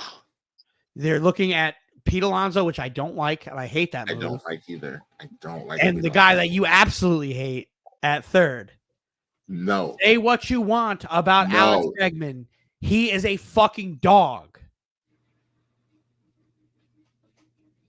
Fuck him. And he is another guy who is built to be a Yankee. No, he is not. Yes, he is. He doesn't have an ounce of integrity. Neither do the Yankees. The Yankees also got caught cheating. Stop it. None. Don't want him on. How are you going to put him and Cody in the same locker room? They're adults. They'll figure it out. You're asking. I'm asking adults to be adults. You're asking Cody to get over Bregman's cheating ass being in the locker room. I'm not asking him to get over it. I'm asking him to figure it out. Get over the fact that Cody's got his ex-girl in there. You're asking a lot. We still need this to listen, win. Cody's wife's ex-boyfriend is Giancarlo Stanton. You're asking a lot. I think adults can be adults. And you say, hey, I said everything I said. I don't take back nothing I said. I still mean every bit of it, but we're teammates. Let's get it going. There it is. Go get Bregman. And then Bregman goes, I didn't cheat at all. You're a liar. They admitted to cheating. Wrong. They admitted to cheating. You can't say that. You can't say I didn't cheat. They literally admitted to cheating. Ass will say that. They admitted to cheating. Like, they literally got the immunity from fucking the commissioner, and then they're like, oh, yeah, we did it. And Cody Bellinger was defending Aaron Judge with Jose Altuve stealing his fucking MVP in 2017. Aaron Judge should be a 3-time MVP, and that little midget Altuve took it from him. Didn't even have a better year at all, but whatever. Cheating midget. Yeah. Go get Bregman. Go play whoever at fucking first base. Like, play Cody Bellinger at first base. Have Ben Rice be his backup, and Dominguez, and figure it out. And then Santander. Get Santander in here. That's what I want. But leave that cheater in Houston. No. Go get Nolan Arenado. He's washed. No, thank you. You think No, so? thank you. Yes. The 1 year? I think I think No, I can get if another that's year the out case, of give me Bregman for 3. No, I don't want Yes. that shit. He's gonna stink in 2 years, Dylan. It's the same thing. And Arenado's going to It's stink the now. same thing. It's the same thing. He's gonna stink in 2 years. All he does is jump on the first pitch. That's all he does. He's good at baseball. He's good at cheating. That's what he's good at. He's been good at baseball since cheating. He was good at baseball before cheating. No, he wasn't. He was a cheater. The only thing that pissed me off about Bregman is if Bregman goes to the Red Sox, he was destined for me to hate him. Destined for me to hate him the rest of my life. Go. Give me more reason to hate him in that franchise. Go. But Bregman should be a Yankee. Stop fucking around. Go do the right thing. And the right thing is having integrity and not bringing that cheater on the team. The Yankees cheated. We're not bringing that cheater to this franchise. We're not going to bring that cheater to the cheater team.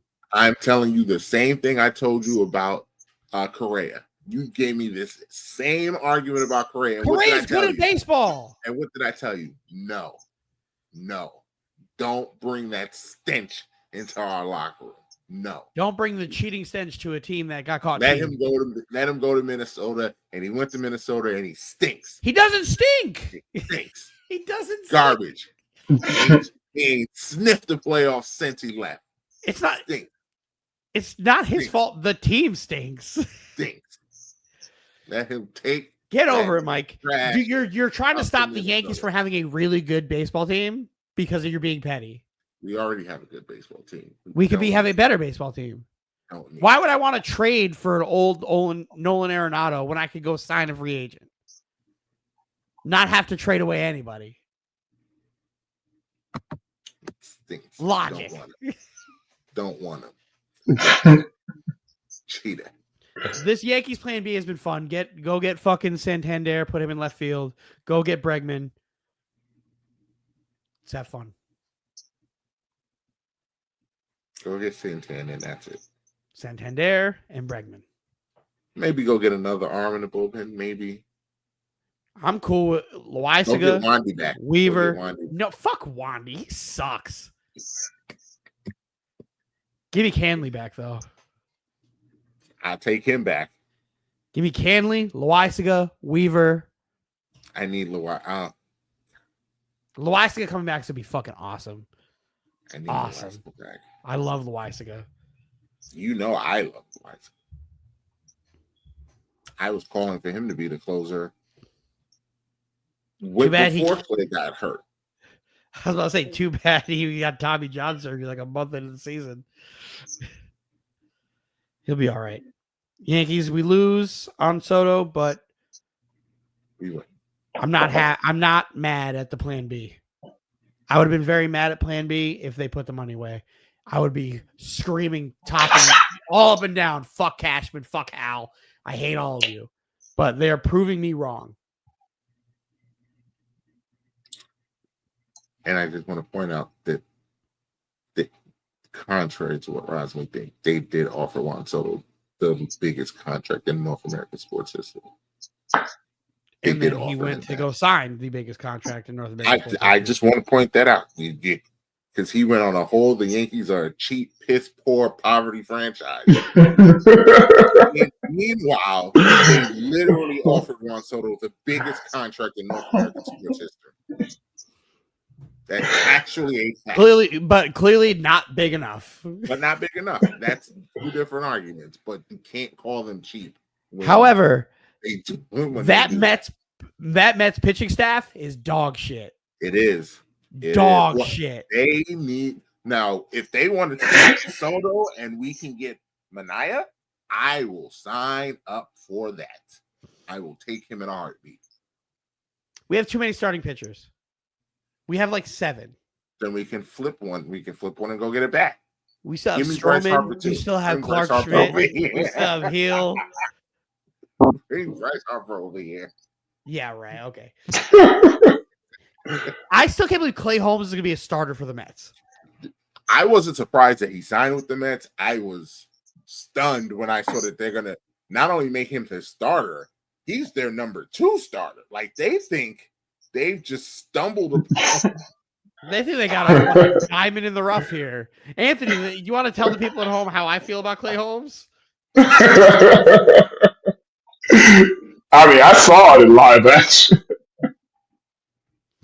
Yo, that shit, Pitches. that junk was so funny. All I'm seeing in the chat, I see him coming up to the mound. And I see Dylan like, oh fuck, here we go, Clay Holmes.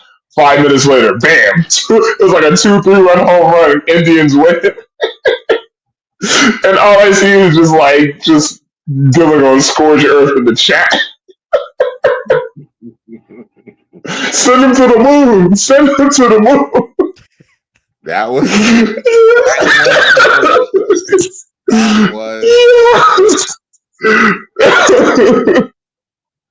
him and Glaber. Nothing makes me happy that Glaber's not fucking on this team right now. Nothing makes me happier. I've seen tea leaves that if I'll jump off a fucking bridge. Yeah, he's playing C, Dylan. I've seen that he's playing C. So don't write it off. He's playing C, especially if he agrees to take like 8 or 9 mil. If we can get Glaber for 10 mil or less, I'm with it. I'm with it. I know you hate it, but I will take that. I just want Jazz to play his normal position at second, and I want Bregman to play third. Million? I don't want Glaber on this team. 9 million. Name me a second baseman who has more errors than Glaber Torres. I'll wait. Name one that's going to give you the hits and RBIs that he does for 9 million. Jazz Chisholm. Jazz is making more than that. He's making less. Jazz? No, Jazz is got. Jazz is still. Jazz is not in arbitration. We still have control of Jazz's main contract for another 3 years. I would be holding out. Jazz is only like 24. There's no way. I'd be holding out if I was him. Oh yeah. I'd be holding out because that's ridiculous. That's absolutely ridiculous. He's tall. He's 26. Jazz is 26. He only came up to the big leagues, 5 years ago?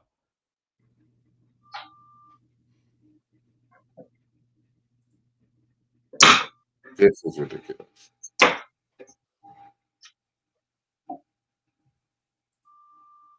He can become a free agent after 2026. That's wild. Yeah, he's only been in the big since 20.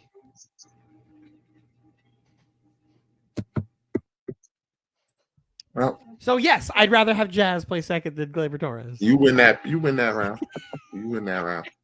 You win that round. That's cool. But all right, let's move on. We've only got one topic left, and then we will get to fantasy focus. And we can listen to Anthony bitch and complain for another 10 minutes.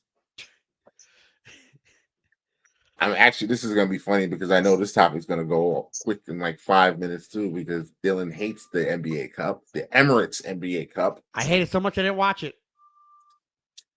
You missed a really good. You missed. I heard it was a good game. Really good games. All 3 games were good. The Bucks beating Atlanta did my heart so much joy. Taking out Anthony's Atlanta Hawks. I'm not going to do the stupid sound, but taking out Anthony's Atlanta Hawks was great. The Thunder Rockets was a very good, fun, entertaining game. And then in the finals, Bucks Thunder did not disappoint. That was a very competitive game. Both teams was playing hard. Both teams wanted that win. And Milwaukee got the win, and it made me realize it's really going to depend on who the Thunder play in the playoffs. Because if they play a team with experience, they're going to be in trouble. I heard rumors that the Bucks are trying to reunite Dame and CJ. I saw that. I don't like that, actually. I hate that. I also think CJ McCollum's overrated as fuck. I don't like that for Milwaukee. I don't think he fits. I don't think he fits. Shout out to James this weekend throwing a fit because the Nets traded Dennis Schroeder to the Warriors for an injured player. I was not happy with James. James was ready to call the NBA and sue. Outrage. You can't do that. But you can. As Dylan pointed out, That is you just- absolutely can. Shockingly enough. T-shirt boy, you're next. When I saw that they traded Schroeder, I was like, they're really gonna do this. They're really gonna do this. They really are gonna do this shit. These things work themselves out. Sean Marks goes to every single Dylan Harper game. He goes to as many Ace Bailey games as he gets to. He didn't trade for his draft picks back to not tank. I've been telling you guys this since the season started. Cam Thomas going down accelerated this because if they would have waited, they probably could have got a first for Dennis Schroeder. But they took fucking like 3 seconds at a fucking injured player to make it happen. My buddy Fredo is a big Nets fan. He's like, "What? We should have got a first round pick." I'm like, or you get rid of the player who's contributing to wins. I don't need the first round pick if we're helping our team not win games. Cam Johnson's next. I don't like this rumor that the Nets have been talking to Denver because that doesn't make sense for either team. Either team. Why would we take on an MPJ contract, which is more than Cam Johnson's? Like, I don't get it. Yeah, Unless he's a you have shot another tucker, but like another trade in the works. But the only thing we should be doing at this point is if we're not getting like a first or two for Cam Johnson, we should be the third team facilitating money. That's what we should be doing. Help getting Jimmy Butler out of Miami. We should be helping Phoenix get Jimmy Butler. You want Bradley Beal? No. Oh, okay. But we should be finding a way to help facilitate that. Trade Cam Johnson somewhere. It could be one of those crazy 5-team trades where it's just like, oh, Cam Johnson gets moved to fucking Cleveland because they got this. Or the Lakers get Cam Johnson. Bronny James goes to fucking East Bumblefuck and yada, yada, yada. Gabe Vincent goes back to Miami. The tank is on, friends. The Nets are like 2-9 since Cam Thomas got hurt. All I know is they still got 10 wins. Hashtag Nets 26 is still alive and well. Listen, we're at a point where we may not win a game for another little bit. Another little bit. Mike posted with Dennis Schroeder, we were like we were 20th in the NBA in speed. Ben, we're significant. Tank Commander Ben. Well, the Nets are going to just run now. They're going to just run up and down the court with Ben. Oh, yeah. Go ahead. Go ahead, Ben. Go ahead. Space the floor with Ben and Nick Claxton. Go ahead. Love it. God, this is becoming great. This is a great NBA season.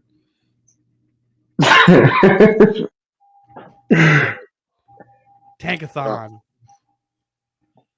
Shout out to Darvin Ham for remaining undefeated in the NBA Cup. He's never lost. So, Never. Two things. How does the NBA Cup impact Darvin Ham's legacy as a head coach? How does or a coach in general? What the fuck? How does winning NBA play-in tournament MVP for Giannis affect his legacy? Go.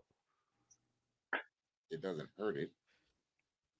Nick Wright came out on TV and was like, we need to start taking this seriously. I mean, yeah. No. He goes, we need to start making this like a thing. Last year I joked like, oh, Jordan doesn't have one. We might have to start talking about this as a thing when it comes to legacy. I'm like, okay, goodbye, Nick Wright. Goodbye. I mean, I maybe 20 years down the road, but like right now, getting to that a few years from now. You need to really, I don't know how much. I just don't What? think this is going to Because be the a thing. players play hard. Don't say the players aren't playing for it. They are playing for it. I give this. Yeah, how do you think about? How do you? 5 seasons before it's not a thing anymore. I give it 4.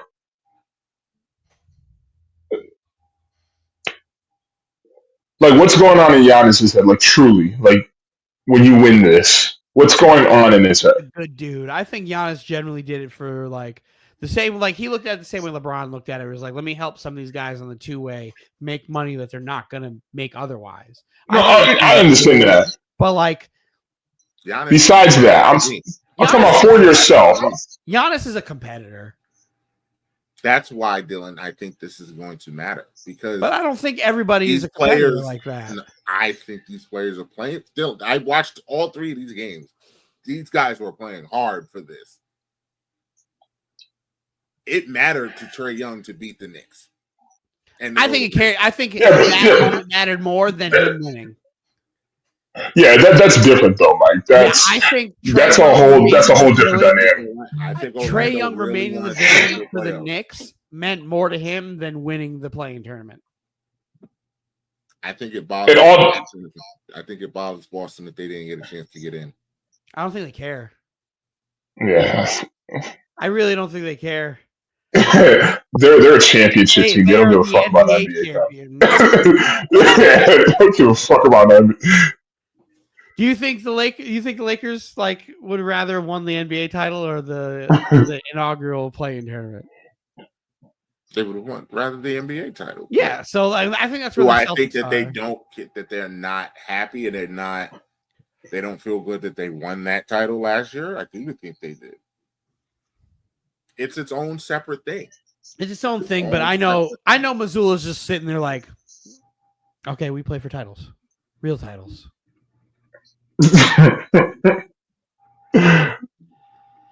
I get it. I want this stuff to matter, but it's very difficult for me to really take this seriously when I think it's not going to last. It's like how do you not see it as a consolation prize? Everybody's bitching and moaning about ratings and yada yada yada. I don't think it's going to last. That is something we should talk about. Honestly, it's a real thing, dude. It's a real thing. It's such a stupid conversation because the ratings is the NBA. The numbers say otherwise. It's the NBA's own fault. That's the thing. You do all these TV rights deals. You make it impossible to watch games. The media now is not consumed the same way it was.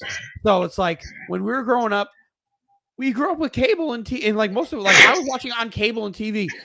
Most people our age, Anthony, don't pay for TV. No, it's just completely different. So the numbers in sports in general, unless you're the NFL, are all dropping. Everything's dropping. So we can't blame the NBA like, oh, the NBA's product isn't good. No, the NBA's product is good. It's always good. The problem is the NBA app doesn't work. Like League Pass is such a dog shit app. It never fucking works and it's impossible to log in and watch something. 2, half the people don't know where to watch the fucking games to begin with. Because they're on like fucking 5 different platforms.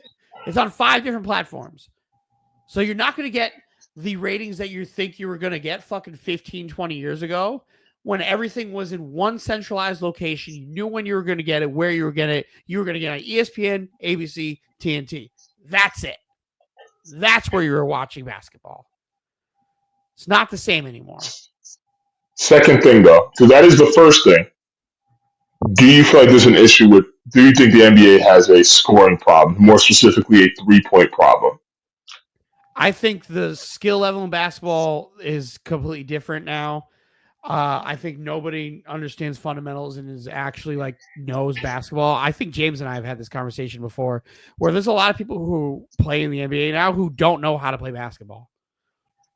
Mm-hmm. I don't think that contributes to like what it is because those teams that are playing like bad basketball like that aren't on national television. So I don't think that contributes to it. All the teams that get national TV time are good competitive teams for the most part. You'll have a couple shitty games pop in from time to time, but they're playing games. I don't think the style of basketball has anything to do with the ratings. That's a very boomer like mindset. But I do hear a lot of people, and I can see where some people are coming from, where it just seems like it's like people just playing at a gym sometimes. It's just everyone's just jacking up threes every 5 seconds. I mean, you have teams like the Celtics averaging damn near 50 threes a game, and it's like you're looking at the game. There were some games and it was bad. Yeah, Like but there was, I think wasn't there just a game recently? It wasn't Boston, but it was two other no, there was teams a where game where they I had think they combined like 70 missed. Yeah, that was the Warriors and Mavericks game. and then you had the Warriors Mavs where they combined for the most 3-pointers ever made. The pace is faster. The game's evolved. That just is what it is. The game's going to. Do you think there's a skill? Do you think that's taking away from skill, like and fundamentals, though? Like, because that's what I hear a lot mumbled, like when it comes to just why the NBA product is not what it is, what it used to be, and whatnot. Tell me a guy shooting high 30% at a high clip from the 3-point line isn't skill. Doing something right. It doesn't get more skillful than that. Like, again, I don't think a lot of these guys know how to play basketball, but like you're schemed and you're coached and it's just how the game progresses. The game now, everybody in today's game would shoot the shit out of the gym compared to the guys who played fucking 25 years ago. Mm-hmm. It's just the evolution of the game. Guys today are better than they were then. And then the natural progression is you have Steph Curry, who also changed the game. Whether it's for better or worse, that's up to people who are smarter and better than me to make that decision. But when you got the league average for 3-point percentage is like 35, 36% from three, there were teams who were shooting low 30s in the early 2000s, and that's a good 3-point percentage. Now it's trash. Now, if you shoot 32, you're a fucking horrible shooter. You might not even be on the team. Yeah. It's just how the game's played. I don't think that the people who care about that are the people who sit there and like, I used to watch basketball in the 80s, and Mikhail used to elbow people in the face and blah, blah, blah, blah. You're not looking for basketball then. You're looking for a fucking street fight. You're not looking for basketball. Completely different skill sets. A lot the guys who played in the 80s and 90s couldn't play today. They would get run out of the fucking gym. Mm-hmm. Tony Allen couldn't play in today's NBA. And Tony Allen's an all-time player for that generation he played in. He can't play in today's NBA. He can't see the court.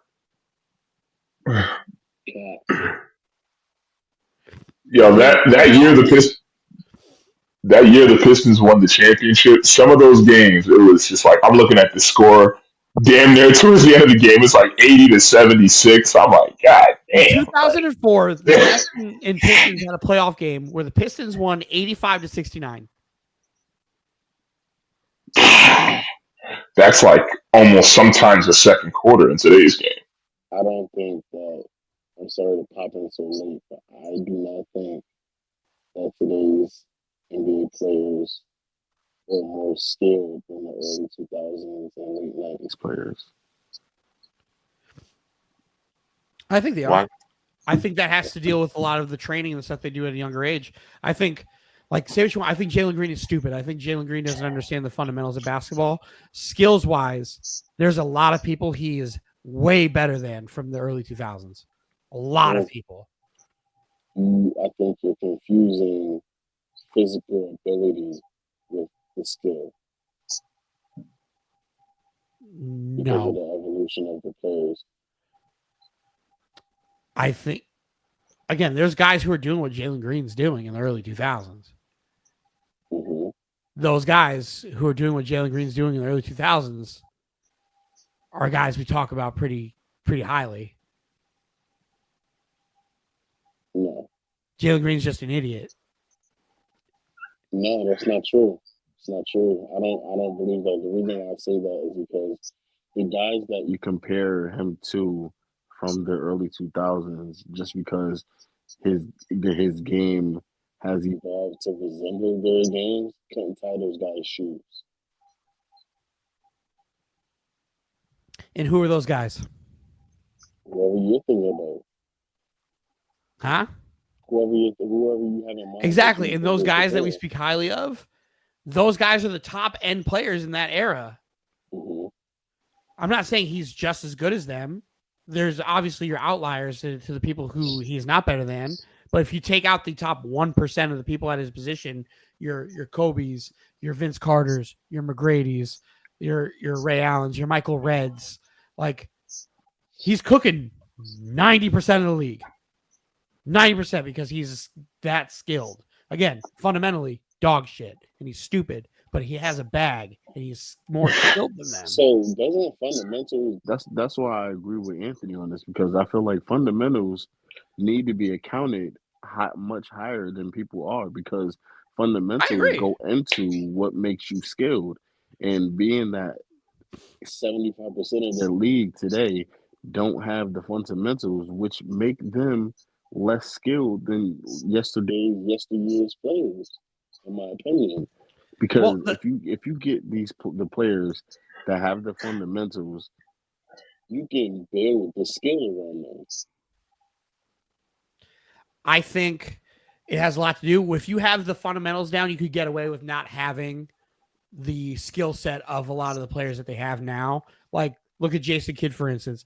Jason Kidd's skill set was running, passing, all that stuff. He wasn't going to sit here and cross you up and do X, Y, and Z to get the bucket. He was an efficient dribbler who made smart passes and was just elite at looking at the floor. He's not going to sit here and do what fucking Trae Young does and all that stuff.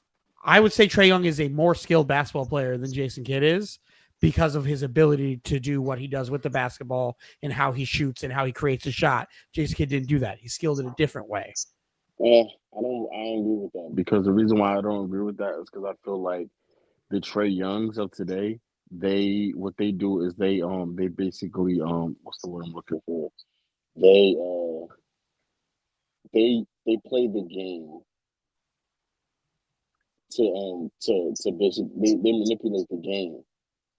I'm not talking about the foul stuff. The foul stuff I don't agree with. So we're on the same page there. I don't like that. I'm talking about the act outside of what he does with the fouls, how he gets his shots off and how he's able to create is much different. I mean, him throwing the ball between people's legs on a fast break is very Chris Paul and Jason Kidd like. Kidd was elite at that stuff. But if in half court, what was Kidd doing? Kidd in half court wasn't going to sit here and go, bop, bop, bop, bop, bop, bop, go, okay, bam, pull up, all that stuff. That wasn't his game. He had a very simple game. That's filler. That's like someone swearing to get their point across. It's filler. It doesn't really equate to anything. It's a different skill set. It's a simple skill set. At the end of the day, you and I both know 2 points is 2 points, right? I understand. So, but then we're going to get into the philosophical conversation of what matters, a mid-range jump shot or a layup. Mm-hmm. And that's not the conversation we're having. Yeah, I mean, I don't like to compare errors when it comes to stuff like this, because I just don't agree when it's so close in generation, like the 2000s and today's players. I'm just using that as not as like the end all be all. That's just an example, because I'm not. That's not my end all be all for that. So that's just an example of like the past, right? And a lot of the people complaining about that. So like and you and I are very much so on the same page with fundamentals and most of the league not knowing actually how to play basketball. Like we're very much so on the same page on that. I don't think that has anything to do with the ratings dropping. Yeah. I mean, I think it does affect it to an extent, like, because most of the people who watch basketball casually wouldn't understand that these people don't know how to play basketball. Because that's who the NBA is missing, is the casual viewer. Man, these guys need to, if they were as skilled as people give off they are, they'd be able to get the 60 points without taking 20-something threes. Like a player, I'm talking about a player. There's that I agree with. There's players in games that shoot 23s in games to get 30 points. Yeah. A la Jordan Poole. You know what I'm saying? Guys like that. And you know how I feel about him. 20 plus threes in a game just to get 30 points, where you get guys like Shaquille O'Neal, having 60 points on only 2-pointers. You know what I'm saying? Like these guys are not as skilled as people give off, because if they were, they know how to mix up their game and shoot mid range and shoot threes, and then get to the bucket and then get to the line, like just abusing. Like Yeah, that's where skill is. Blame Steph. floaters, post ups, like pick and roll, like all those things. Like Blame blame. Steph Curry is the one to blame because he made taking bad shots acceptable.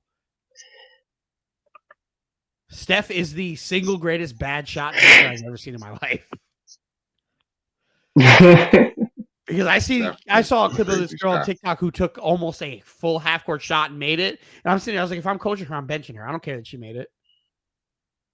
Well, that's a terrible shot. I don't give a fuck that you made it. LaMelo's like that too. LaMelo is the king of taking dumb fucking shots. Not as big as Poole. Jordan Poole is the guy. Jordan Poole's a different breed. What's the Wizards record, by the way? 3-20 something. God damn. If I'm someone that's upset, right? I'm upset as Steph, and I'm also upset with just the Golden State Warriors as a whole, because the amount of threes that they were putting up as a team and running the score up is what led to teams trying to just keep up. You know, I mean, that's the basis of it to me. If we're being real, we can be upset at Steph and the Warriors stuff. I'm also mad at. I would be upset with ESPN and Skip Baylesses of the world that glorified. Let's keep a spade, glorified Jordan and Kobe's hero ball and making it the end all be all to you being a good player is you playing hero ball all the time. Yeah, shot taker, shot maker type plays. That's Mike's the favorite only clutch gene. That's the way That to be the best player is you have to play hero ball and take these crazy shots at the end of the game. And glorifying titles over everything as the end all be all. It is definitely a trickle effect. That shit. It is definitely a trickle effect. But for me personally, I just don't like seeing scores, end of regulation scores being 143 to 133. I just hate that shit personally. But that's just me. I do. It doesn't make a difference. It's like, what are we doing here? It doesn't make a difference to me. The NBA is going to be like the regular season doesn't matter for the most part. Like that's also kind of the reason why the ratings are down too. Like regardless, the cup was great. The cup was great. Cup is fine. I just can't get behind it. But I'm not blaming nothing on it. I'm blaming it more so on how fucking ridiculous it is to watch anything. It's so difficult to watch NBA basketball now. So fucking difficult. And then next year, you think the ratings are bad now. The ratings are going to be fucking horrendous next year. Horrendous.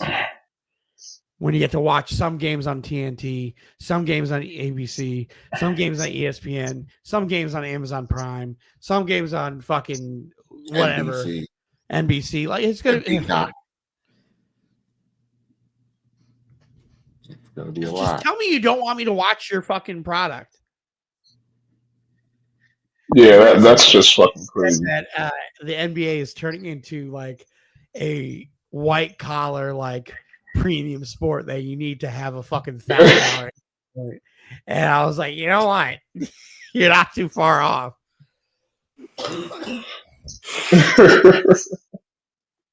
You don't want to watch. You don't want me to watch Adam Silver, and then you got the dumb All-Star Game shit.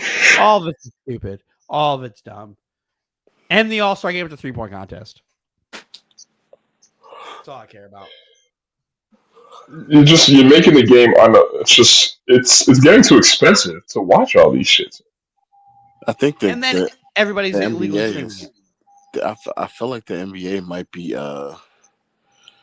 running. I think the NBA is running itself thin, and I don't think they're able to keep up with the salaries that they're paying. But not only that, I also feel like they can't go back as well. They can't No, go down. can't. They're done. Like it's only up from here. So they have to find ways to bring in this money. That's why they're getting all these affiliates involved and stuff like that. But at the expense of who? It's always going to be at the expense of the consumer as well. So like that's just what it is. And also, I think people are watching the NBA. The problem is they're watching it illegally. Yeah, Oh, that's the other. But that's a microcosm of just all this crap going on too, as So it's well, like which is if how you difficult go it is to on watch. NBA Twitter.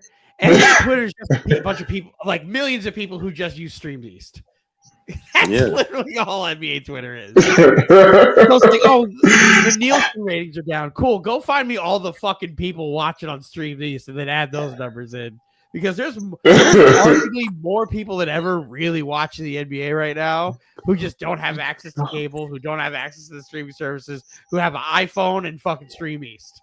But that's their greed as well, because like when the NBA evolves, like we're speaking about now, where every team has a decent team and almost every night it's a decent game to watch, and not every game is in market for everybody to watch, but then you get League Pass to watch it, but they go extreme with the price. Like, come on, man.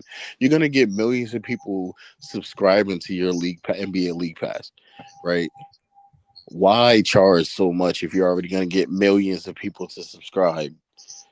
Not to mention you also black out local games. Yeah, That's the part. The That's what I blacking never out local understand. games is crazy. Wild. It just doesn't make sense. But that's if I not buy on League them. Pass, I should be able to watch the Knicks if I want to watch the Knicks. Yeah, but that's not them. That's FCC. But I get what you're saying. I get what you're saying. Like, if I buy a League Pass, I should be able to watch every game in the NBA that's on today. Mm-hmm. Because that's the point of the service. That's what I'm paying for, especially at the high ass price they got now. That shit's crazy. Well, all great points. But all I have to say, Dylan, hit the music.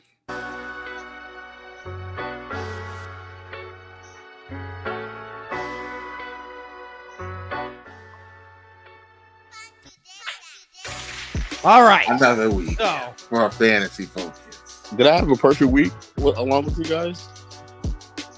Did you give last week? I think you did. Or did you give the week before? I think I caught Anthony finally, guys.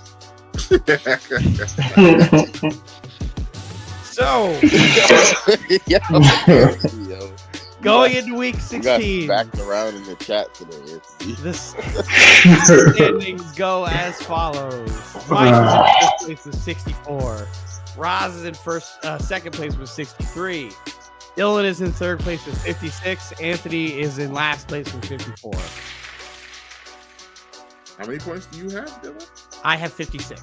Oh, 56. Dylan, you still ain't calculate my points? That's crazy, man. I don't know. I have to go through and do 30-something points. I need a recount. Right now, James. So, James, you want to be in this? And you want to be in last place? That's what you're saying? No, I just don't want to. He said, "Nah, I'm good." James, you are currently sitting at 3 question marks. Oh, okay. For shits and giggles, 4 question marks. I just want to see how I fare against the football guys. Well, you missed like 3 weeks, so it's hard to do it. But I will go back and I will do my best to go back and find your points to see how you have fared. Because to be fair, you might not be too far behind Anthony and I. I appreciate it. So, shout out to Anthony. I mean, I won't be too far behind you either, since you're only 2 points. I know. I said Anthony and I. Shout out to Anthony saying that he was going to catch me, and he's 10 points behind with 3 weeks to go. Shout out Anthony every week. Am I in first place yet? No, Anthony, you have actually moved backwards. Unfucking believable, man. The week you picked the Rams and the Bills over the Rams is what did you? I know. We love that. We love that. So, Anthony, without further ado, would you like Because to you have to go first. God Yeah, forbid right. You don't. Yes, because that's how it's supposed to go. That's the person who's last goes first. Mike. All right. So let me go first here. What is my 3-point pick will be. Let me go with those Buffalo Bills over New England. My 2-point pick.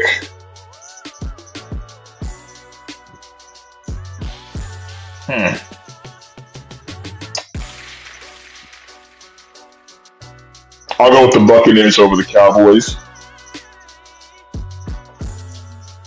And my 1-pointer will be the Bengals over the Browns.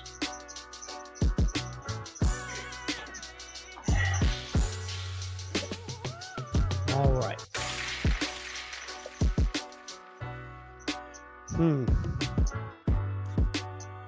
Anthony. What will I do with you? Seeing how you took one of my picks. However, I'm still making that pick, but I'm going to make it a different spot. Give me the Packers over the Saints. My number 2 pick, give me the Bengals over the Browns. And my number 1, give me the Vikings over the Seahawks. The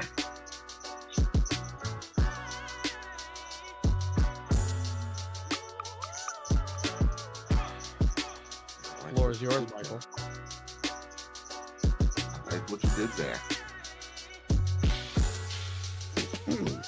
Since Anthony has been complaining for the last couple weeks about me going first one week and picking all the easiest games, which makes no sense. He can do the same exact thing. He can do the same exact thing. Since Anthony Anthony's a went fucking first, Aaron. since Anthony went first this week, I'm going to use my power as going last. And I also am going to pick Buffalo to beat New England as my 3-point. Because that's something we can do here, Anthony. It doesn't matter when This man is taking the most cupcake ass route right now. He's taking the same route you are. Mike, pick all his same picks. This is would, but I don't trust his two. I don't trust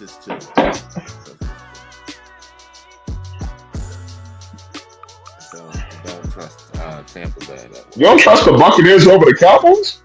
I don't. But you know who I do trust? I love how no one's picking the Raiders to lose this week.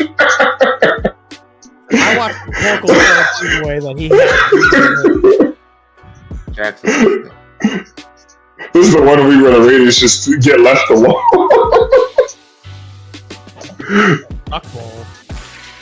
I do Jared Goff in those Detroit Lions. I do trust them. Give me the Lions for 2. That will be my riskiest pick of the week. My 1-pointer.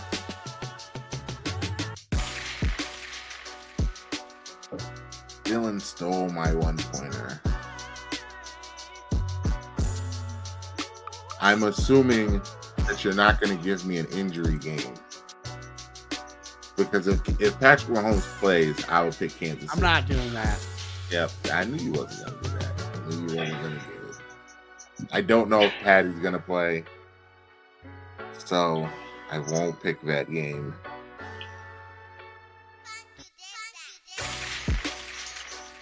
Do it, Mike. Pick against that team. There's a certain team that I was going to pick that I talked myself out of. that just had a quarterback change. I'm not picking that game. I told you I'm never betting on that team's games again. Do it. Never again. Coward. Never. Mike ain't going to do it. Michael Penix is going to look on the right side of the field. The right side of the field only target Deontay Banks and hit Drake London for all the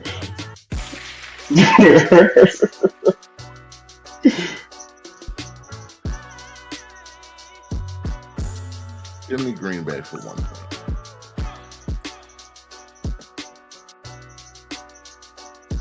Give me Green Bay. Buffalo. I don't forget where I said was the two. Lions. Buffalo, Detroit, and Green Bay. Not surprising, as those are 3 of the top 5 teams in football. But yes, that's where we're going. Man, cut the beat. Here you go. Shut it down.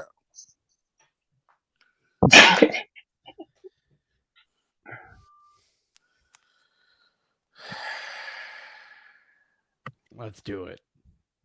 For my confidence picks, for my 3 points, I'm going to pick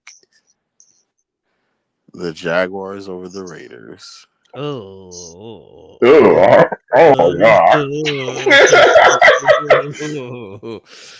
That game might end in a tie. Jaguars over the Raiders. For 2 points, I'm going to pick the Colts over the Titans. Mike. And for my 1 point pick, I'm going to pick the Jets over the Rams. I was going to pick the Rams, but I just don't like that cross-country flight. I just don't like picking West Coast teams coming in.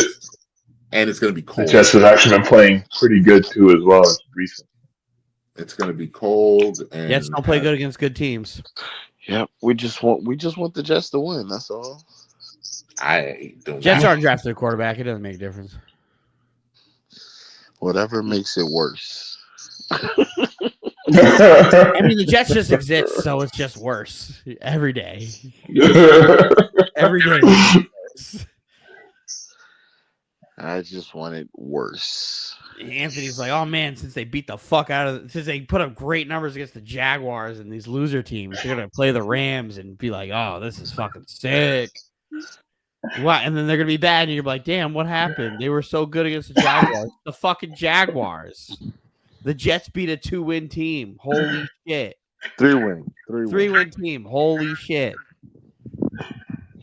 Listen, that's impressive when you're also a 3-win team, Dylan. Not impressive. When you're also a 3-win team, yes, it is. Then No, it'll be it's not. super impressive if your Raiders beat the Jaguars, Anthony. With fucking quarterback number 4. I don't even know who's quarterback. Ritter's going to be your quarterback this week. They're saying Elcano's they're preparing Elcano to start. Then they're saying he's not being able to practice. He's limited in practice. Then they're saying Ritter's going to start. Jesus. Listen, Ritter's let him get you your future quarterback. Because Ritter, I think Ritter's worse than Gardner Minshew. I think he's fucking awful. Ritter is worse than all of the starting quarterbacks in football. He is god fucking awful. Who's worse, Desmond Ritter or Tim Boyle? No. We can't go that far. But Ritter is just fucking brutal. Mike, your Titans. I think your Titans better start winning some games, Mike. Mike wants a quarterback. Why? Because if he's gonna one up Roz in this bet, His Titans better start winning some games. Oh, yeah. They better win at least 2 more. Well, 2 more will win the bet. 1 more will just give me a push. That's only if the Jets don't win another game. Exactly. You better hope they win 2 more, Mike. Well, to Mike's credit, I trust Mason Rudolph more than I do Anthony Richards. And the Colts Not saying stink. much. Colts The stink. Colts It's not. The Huh? difference between me and you and Roz, Dylan, is there will never be a time where I'm like, I don't care. Let's lose to the Colts. No. You Beat must them not every know about time. me because guess who was rooting to beat New England last year at the end of the year? Beat them every Me. time. Beat them Roz every was time. getting mad at me because I wanted the Jets to beat the Dolphins and the Patriots at the end of the year to keep the Dolphins out of the playoffs and to kick Bill out of the NFL. And Roz was getting mad at me. I'm like, we're already where we're going to be. If we have to rely on anybody else, it doesn't make a difference. Let's go ruin a team's week. That's where I was last year. The Dolphins, I will root to win those games. In every game. I don't root to win every game. If it behooves me, I don't want to do that. But would you have done that this year, though? Yes. I think last year was a little bit of a different circumstance.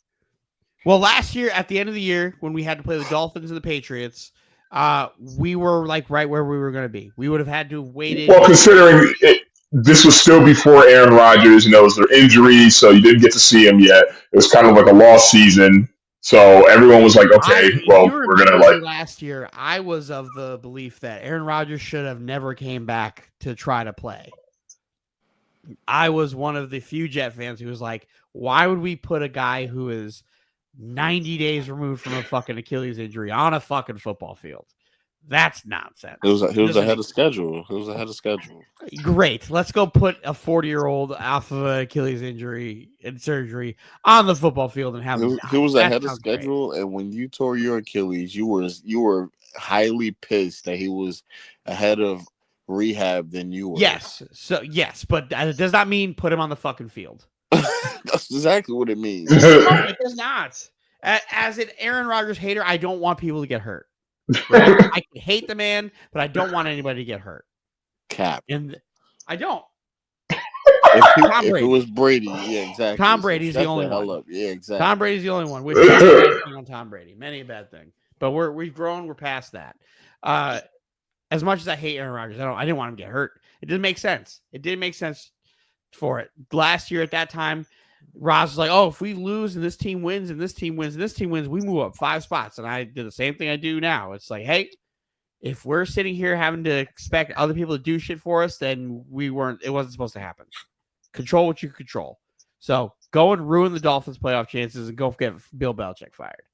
Oh, the scenario you just pointed out was kind of similar to the scenario that Anthony posted in the chat today about the Cowboys. No. So they're still away for the Cowboys to make the playoffs. Listen, yeah, mathematically it's not 0, but if you have to rely on 10 different things to happen, then you don't deserve to be there. I think it was close to 10, actually. Yeah, it's the same thing with the Bengals. Last week he was like, oh, the Bengals can still make the playoffs. I'm like, if you have to wait for fucking 5 things to happen for you to make the playoffs, it wasn't meant to be. It wasn't meant to be. You didn't do your job. So stop hoping for everybody else to fucking fail. Do your job. This year, we're not getting a quarterback. It doesn't matter anymore. Whatever we do, our season is just null and void. No matter what happens. Like, I would like to lose the game so I can at least get the dude from Michigan. But if that's not going to happen, whatever. When we see the fucking Dolphins, beat them. When we see the Bills, beat them. I don't care. Win out for you carried out, right? Winning against the Jaguars did nothing but fuck me. So it's like, all right, the Raiders aren't going to win another game. Right? The Raiders flat out will not win another game. Like, they fucking stink. Can they beat the Jaguars? They're only a game. No, less. they cannot beat the Jaguars. Desmond Ridder's playing quarterback for them. They cannot beat the Jaguars. McCorkle looked okay last week, and then he decided to throw the game away.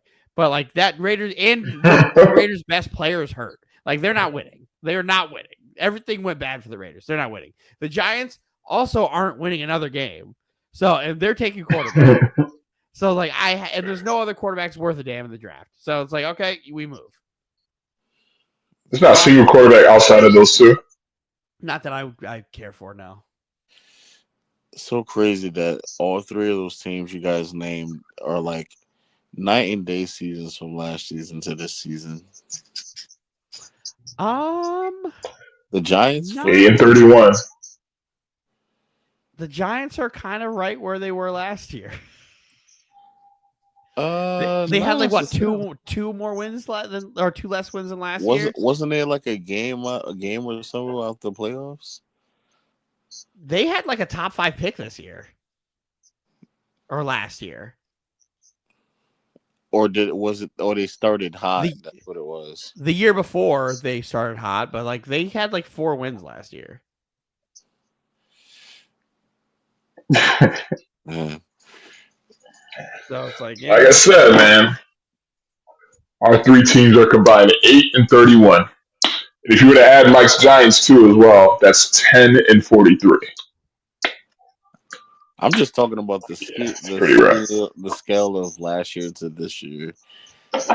If the Jets were to win every single game left in the season, they have the same exact record as they had the last 3 years. So, yeah. Raiders are supposed to be a playoff team this year.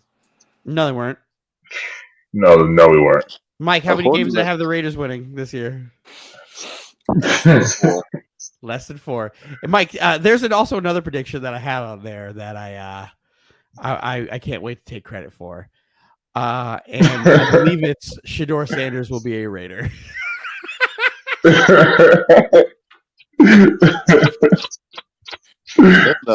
And then the Titans, that was definitely a shift, right? Fell off their quarterback stinks. Yeah, with Tennessee, it was really just on Will Levis. I mean, if Will Levis played to his potential, I think the Titans should be competing for an AFC South title right now. Will Levis's potential? Huh? What's Will Levis's potential? A good quarterback. No. He showed. Everybody knows. He showed. Will Levis is buff Zach Wilson. I've been saying it since the fucking day he got drafted. Buff Zach Wilson. Fucking dumb. He's never was good. He shouldn't have gotten drafted. He shouldn't have high as he did. He shouldn't have gotten drafted as high as he did. He should have gotten drafted before Anthony Richardson. You said the Raiders won't win 5 games, so you're definitely hitting that. I'm definitely hitting that. Me and you have some bad. This good team will miss the playoffs. Me and you have 2 really bad. This team will miss the playoffs because it's definitely not the thing. Reveal them, Mike.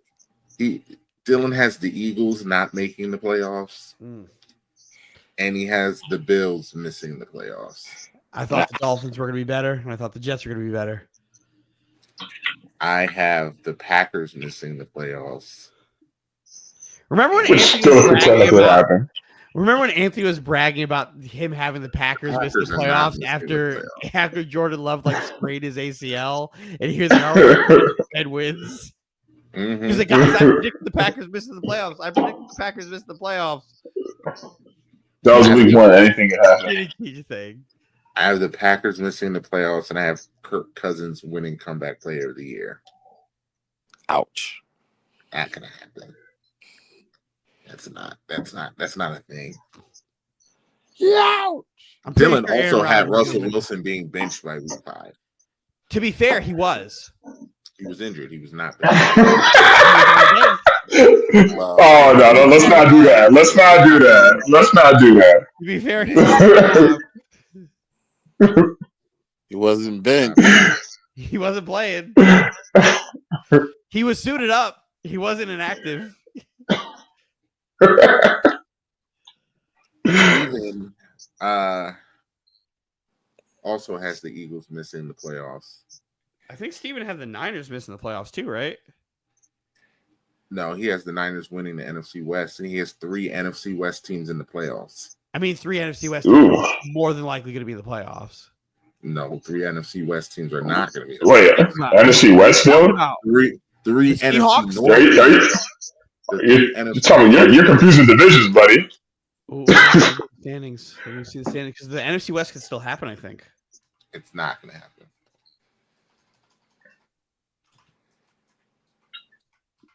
Yo, the Vikings and Lions already clinched playoff spots, and the Packers are like another game away. The Packers are going to make it. Oh, yeah, the Packers have 10 wins. Never mind. Listen. Yeah, that last spot, I believe, is Washington. These 3 NFC West teams can all finish with 10 wins. 10 wins plus. Hard. Chargers Harbaugh winning coach of the year. That's not going to happen either. No. Which is interesting that he picked that because he still picked the Chiefs to win the division, but his Chiefs-Rams Super Bowl is still alive. Yep. Your Roz's Jets-Lions is dead. Dead in water.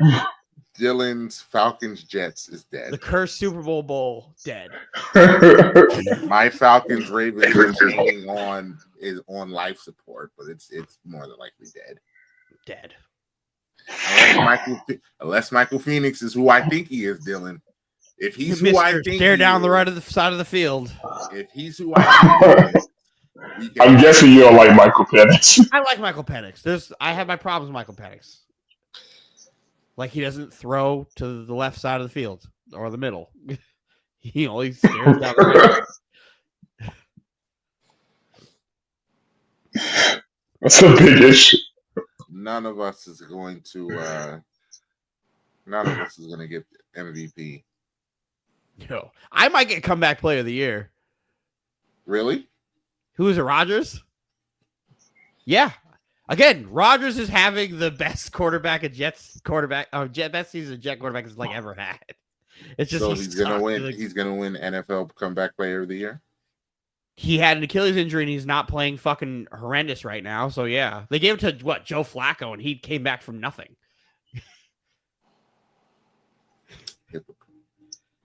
I picked both sides of your mouth. You hate him, but you love him. Fucking hate him. Fucking hate him. Love him when he's convenient. Love exactly. He stinks. I don't love him. I don't love him. Not do that.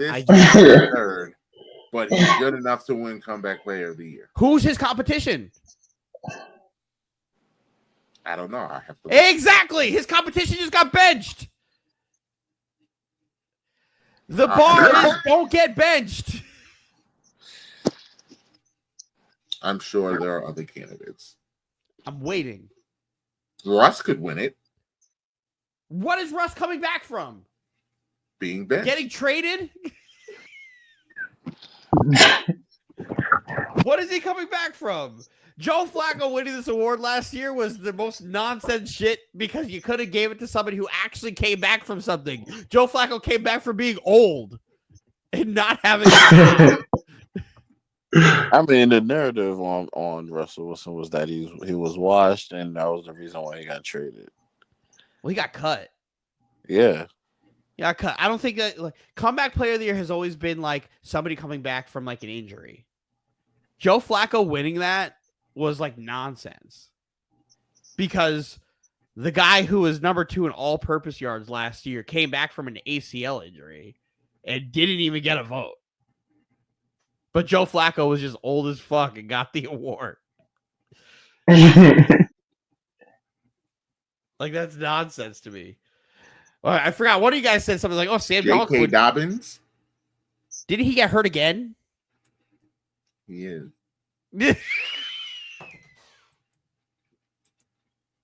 Kyler Murray? What is he? What is Kyler Murray? Kyler Murray was hurt last year? Yes, he was. He could win. How many games did he miss last year? I don't know. He better have missed substantial time. Let me see.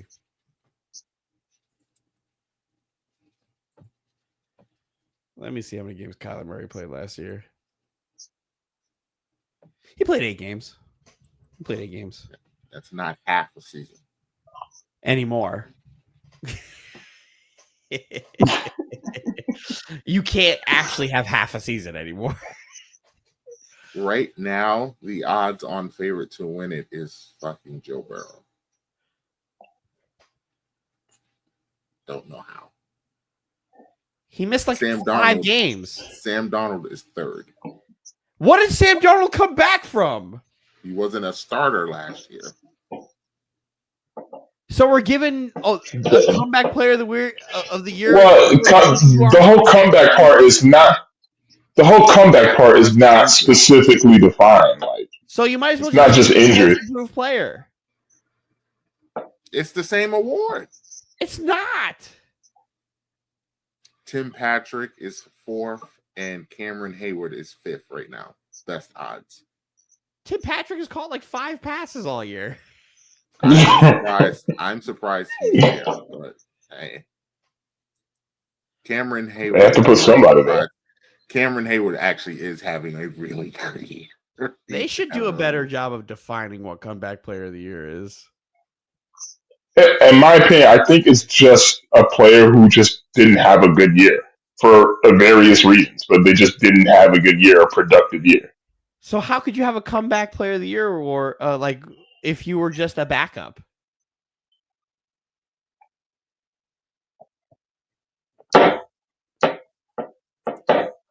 Because you're Couldn't not tell you anymore. Like I said, it's like most improved player. Then make it most improved player. All right, Dylan. Because why? Because forever they gave it to a guy coming back from injury. Forever they gave it to a guy coming back from injury. Right? Did they not? They have been, but there are some guys that have come back from nothing to winning. That's just like a vague thing. It's an incredibly vague thing. Nonsense. Actually, they need to actually define that. So I know a criteria because Come back from adversity. being a backup is adversity. Yes. Yes. When you're behind a quarterback who just went to the Super Bowl. When you're a backup, you're not playing. It's not adversity. Do your job.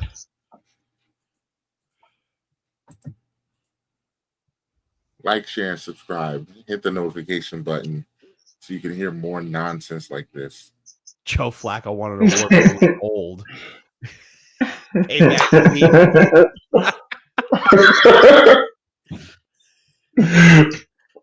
He was old and he didn't play. And then he played. And then he played good. And then he didn't even play like half a season. He played like 6 games. Oh. What a bullshit. Follow us on all the platforms so you get your podcasts, Apple Podcasts, Spotify, iHeartRadio, Amazon Music, anywhere, YouTube, anywhere you get your podcast, we are there. We will be back to recap the college football playoff. We'll be off next week because next week is Christmas.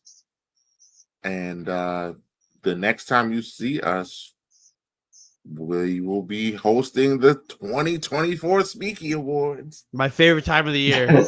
My favorite time of the year also. We will have a not live show.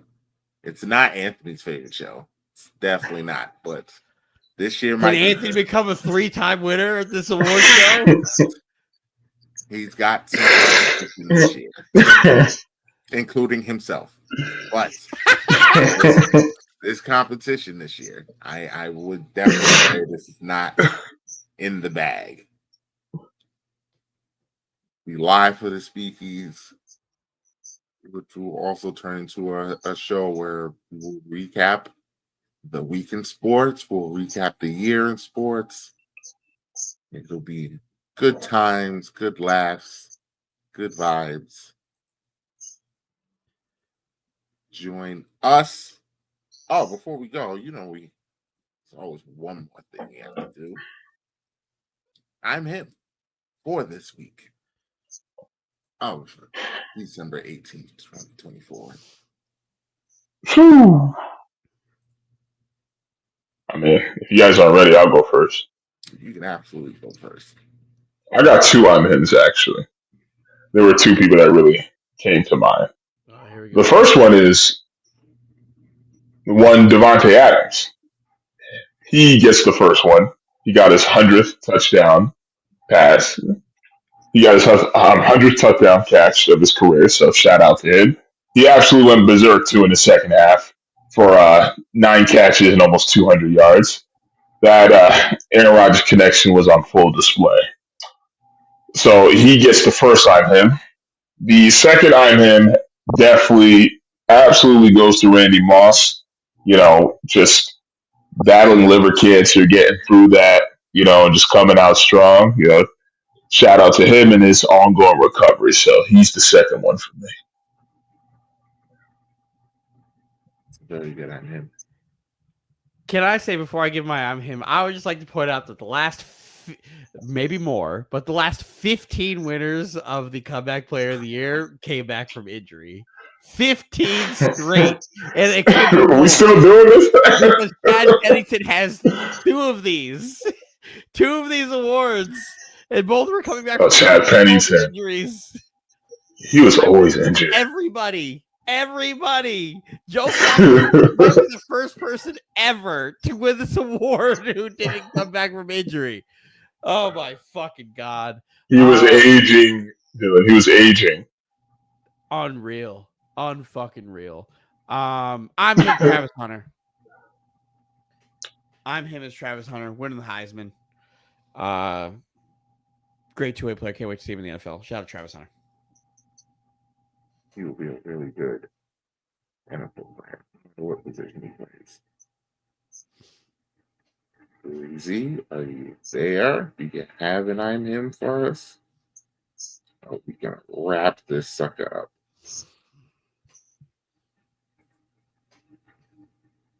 All right. We are going to wrap this sucker up as he's going to, without a doubt, interrupt me when I'm giving my cut the beat.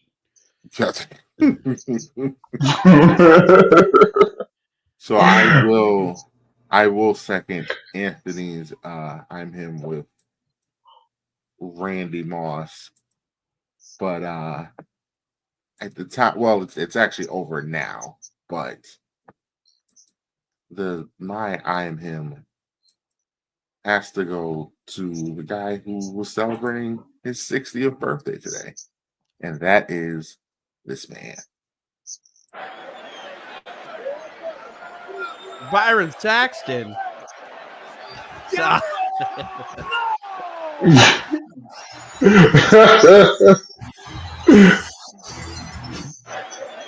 The great, the legend, the ghost.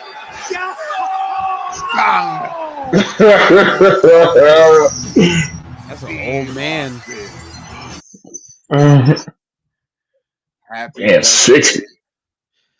60. Mike's almost there. Not even. You're halfway there. You know that? You're halfway You're close. there. You're closer than me, sir. You're just as close. No. You're closer to him than Mila is to you.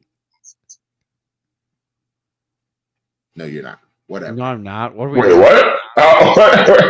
Whatever. I'm 25 years older than my daughter. Dylan. Dylan wins. Dylan. It's all Dylan. that matters. Dylan is old. Happy birthday, Stone Cold, from us to you. We say adieu, and we'll see you at the Speakeasy.